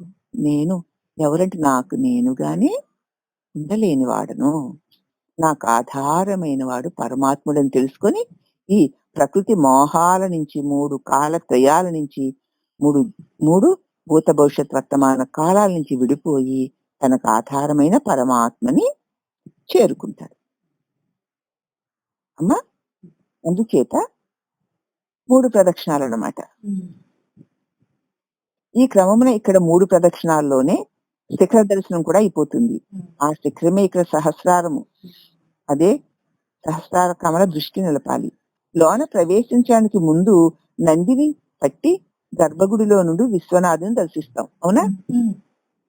నందీశ్వర నమస్తుభ్యం శాంతానంద ప్రదాయక మహాదేవేశ సేవార్థం అనుజ్ఞాం దాతు మర్హసి. తోక దగ్గర నుంచి బుర్ర వరకు నందిని తడమాలి.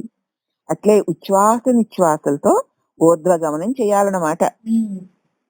ఇక నందిని బట్టి దేవుని దర్శించాలి. నంది చెవులు 2 మధ్యలోంచి చూస్తాం కదా. ఆ. తర్వాత ఘంటానాదం చెయ్యాలి. ఉమ్. ఆ తర్వాత గర్భగుడిని సమీపించాలి. ఉమ్. ఈ నియమములు ఎలాంటివో చూడండి. దీనిని బట్టే యోచించుకోండి. కారణము లేని కార్యములు ఉండవు. మనం ఏమేమి గుళ్ళో చేస్తున్నాం అవన్నీ ఏ కార్యంగా చెప్పారు? నిన్ను నువ్వు చూసుకోవడానికి ఇవి అన్ని సంకేతాలుగా చెప్పారు. ఉమ్. నువ్వు అన్ని బట్టి తంతుగాను క్రియగాను చేసి వచ్చేస్తున్నావు. అందరికి పెద్దవాళ్ళందరూ చేస్తున్నారు కాబట్టి, వచ్చిన వాళ్ళందరూ చేస్తున్నారు కాబట్టి మనం చేస్తున్నాం అని వచ్చేస్తున్నాం. కానీ సత్సంగము సద్గురువు ఉన్న వాళ్ళకి కారణ రహస్యాలని తెలుస్తాయి. ఉమ్. అప్పుడు దీన్ని బట్టి యోచించండి. కారణం లేని కార్యాలు ఉండవని. ఈ నియమాలు ఇచ్చట ఎట్టివనగా నంది ఈశ్వరుడికి వాహనం, అట్లే మనస్సు పరమేశ్వరునికి స్వశక్తి అని ఇదివరకే చెప్పాం. ఉమ్. మనస్సు ఈశ్వరుని వాహనమై ఉంది ఉమ్. చెప్పాం. మనస్సు మోక్షమునకు బంధమునకు కారణమైందిగా తెలుసుకోవాలి. అది. మనయేవ మనుష్యాణం కారణం బంధమోక్షయాః బంధాయ విషయాసక్త్యం ముక్తిర్విషయ యోస్మృతం. అట్లుగానే మనస్సుని బట్టే కదా నిత్య అనిత్యాలు తెలుసుకోవాలి. ఉమ్. మళ్ళీ మనకు అన్ని నిత్య అనిత్యాలు తెలియజేసేది మనసే కదా. ఆ. అనిత్యముల యందు విముఖతను, నిత్య పదార్థములమైన పరమేశ్వరుని యందు హెచ్చు ఆసక్తిను కలుగుటే ఇచ్చట మనస్సు నందిని పట్టి పరమేశ్వరుని దర్శించడం అంటే. ఉమ్. నిత్యుడైన పరమాత్మ యందు ఆసక్తి అనురక్తి పెంచుకోవడము, అనిత్యమైన విషయాలందు ఆసక్తిని వదిలిపెట్టడం. ఇదే నందీశ్వరుని పట్టుకొని పరమేశ్వరుని చూడడం అంటే. అప్పుడు లోన ప్రవేశించి గంటను మ్రోగించుట అనగా రేచక పూరకాది క్రియల చేత మనస్సును అంతర్ముఖం చెయ్యాలన్నమాట. ఉమ్. చిణి మొదలగు దశవిధ నాదాలు వినుట, ఆ నాదములందు మనస్సును లయింప చేసుకుంటా స్వస్వరూపముని ఈశ్వరుని యందు సేవించుట, ఇట్టి అంతర్ముఖమగు ఘంటానాదములు వినుచుండుటయే దేవాలయములో మ్రోగించు ఘంటానాద రహస్యమని తెలుసుకుని లోపల అఖండమైన ఆ నాదం వినిపిస్తోంది. అదే ఈ శరీర ఇంద్రియాలకు చైతన్యాన్ని ఇచ్చేటువంటి చైతన్యనాదం. దాన్ని వింటూ ఉండు. అదే గంట మోగించడం అంటే. ఇల్లు గంట పెద్ద దొంగలాంటి గంటలు డమ్ డమ్ము 4 సార్లు వచ్చేయడం కాదు. అవన్నీ దీనికి సంకేతాలు. నీ లోపల ఇదే దేవాలయం, దీని లోపల ఇవన్నీ జరుగుతున్నాయి చూసుకో. ఉమ్. నీ బయట ఏ విధులు పాటిస్తున్నావో లోపల ఆ విధుల్ని ఇలా పాటించని గురుదేవులు చెప్తున్నారు. అది. దేవాలయంలో మ్రోగించు ఘంటానాదము అని దాన్నే గ్రహించు. ఇట్లా ఈశ్వరుని దర్శించడం అంటే సద్గురు బోధ చేత మగ్న మానసుడై సర్వభూతములు తానుగాను తానే సర్వభూతములుగాను యోచించి ఎడతెరిపిలేని సమాధిలో ఉండడమే. ఈశ్వరుడంటే స్థిరుడై ఉన్నాడు కదమ్మా. ఉమ్.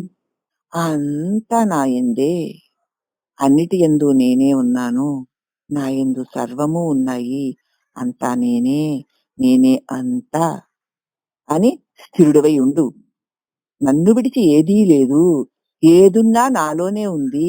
అట్టి నేను అదిగో ఆ శివస్వరూపుడైన అచలుడను, నిశ్చలుడను, నిర్మలుడను, సదానంద స్వరూపుడను అని ఉండుటయే.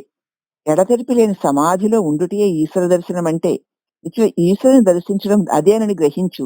ఇట్లు బాహ్యముగా నుండు దేవాలయము దర్శించి అందుండు దేవిని విస్తారముగా పూజించి నిలువగా ఇదే భావంతో నిరంతరము ఉండగా ఆ పరమేశ్వరుడు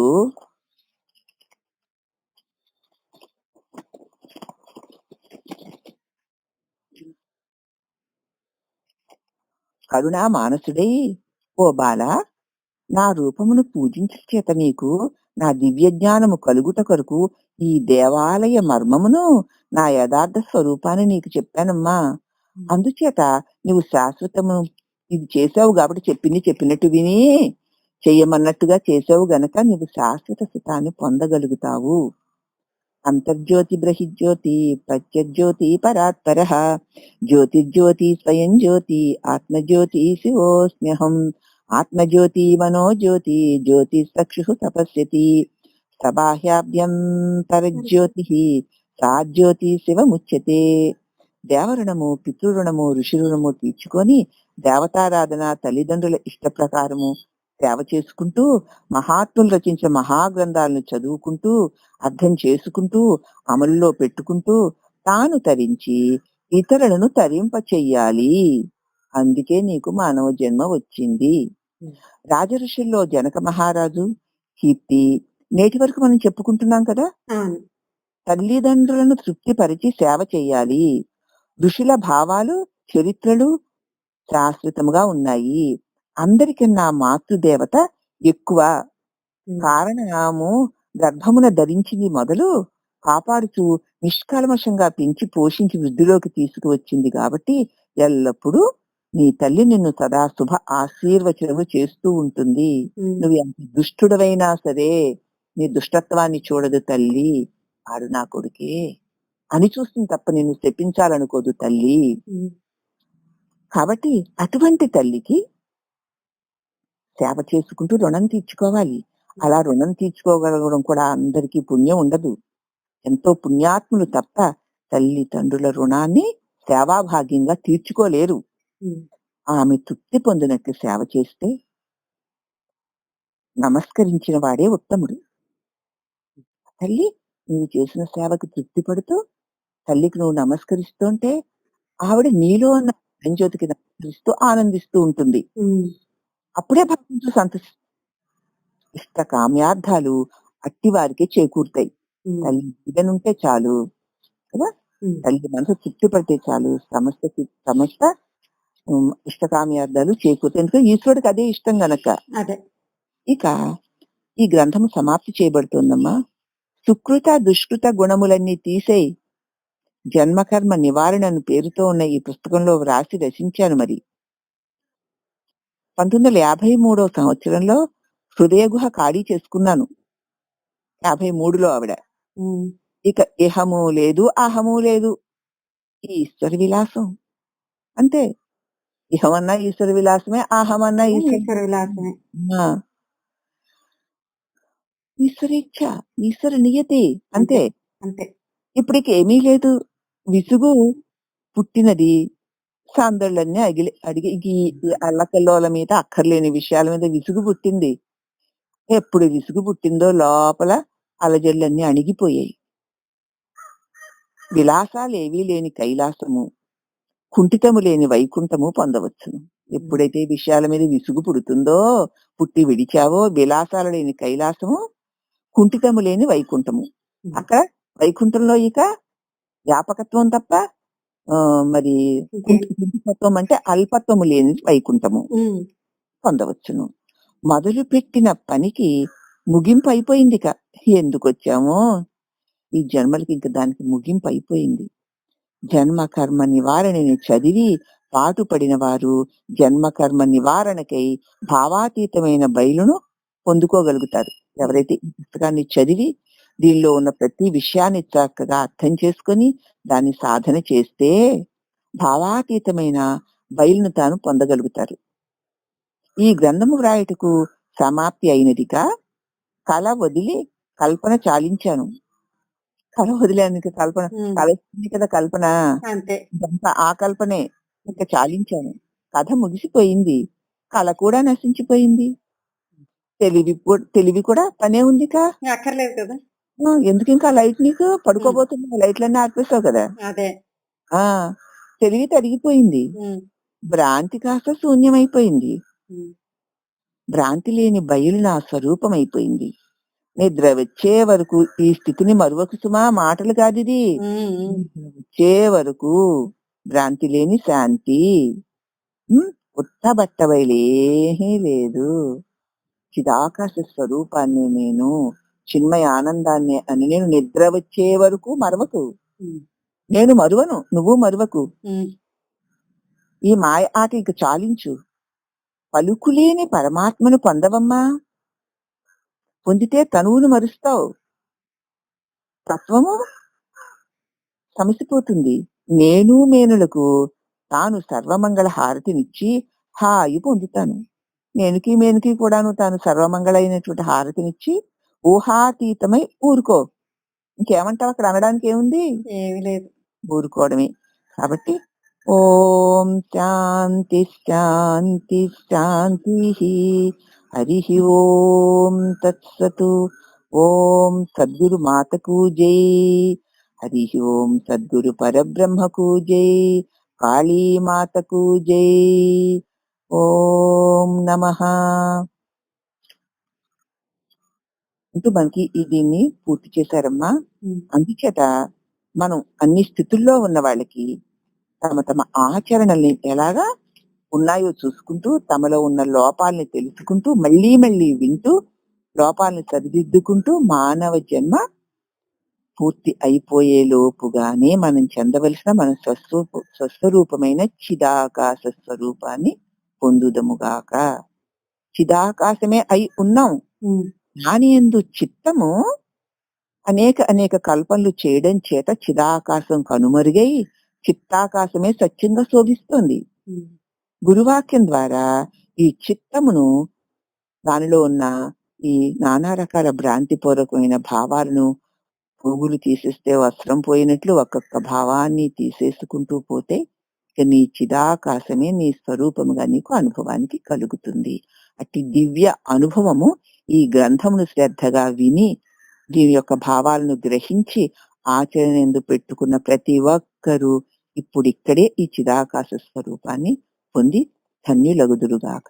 సర్వ గురువుల యొక్క దివ్య కరుణ, దివ్య దయా మన యందు ఉంది కాబట్టి ఇంత అద్భుతమైన గ్రంథాలు మనకి ప్రసాదింపబడి చక్కగా అర్థయుక్తంగా మనకు అర్థమయ్యేలాగున చెప్పబడి హృదయములోనికి చేర్చబడి మనలోని లోపాలు మనకి తెలియబడుతున్నాయంటే అపారమైన గురు కరుణకు అనేక సహస్రకోటి నమోవాకములు.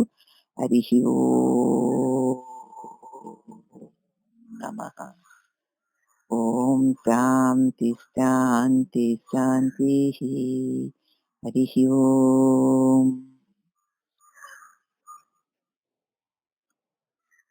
అయిపోయిందమ్మా ఈ పుస్తకం ఇక్కడితోటి. పుస్తకం అయిపోతుంది కానీ పుస్తకంలో ఉన్న సారం తరగని నిధి అది. దివ్య నిధిని మన లోపల నింపుకోవడానికి పరమాత్ముడు ఈ పుస్తక రూపంలో వచ్చాడమ్మా. ఆయన అపారమైన కరుణ మన మీద వర్షింప చేస్తే తప్ప మనం ఈ పుస్తకం మన దగ్గరికి వస్తుందా? మనం చూడగలమా, చదవగలమా, చెప్పగలమా, వినగలమా? కాబట్టి ఇదంతా ఆ పరబ్రహ్మ స్వరూప యొక్క దివ్య కరుణ. ఆ కరుణ మనల్ని సదా ఉద్ధరించుగాక. హరి ఓం నమః తల్లి. సరే అమ్మా.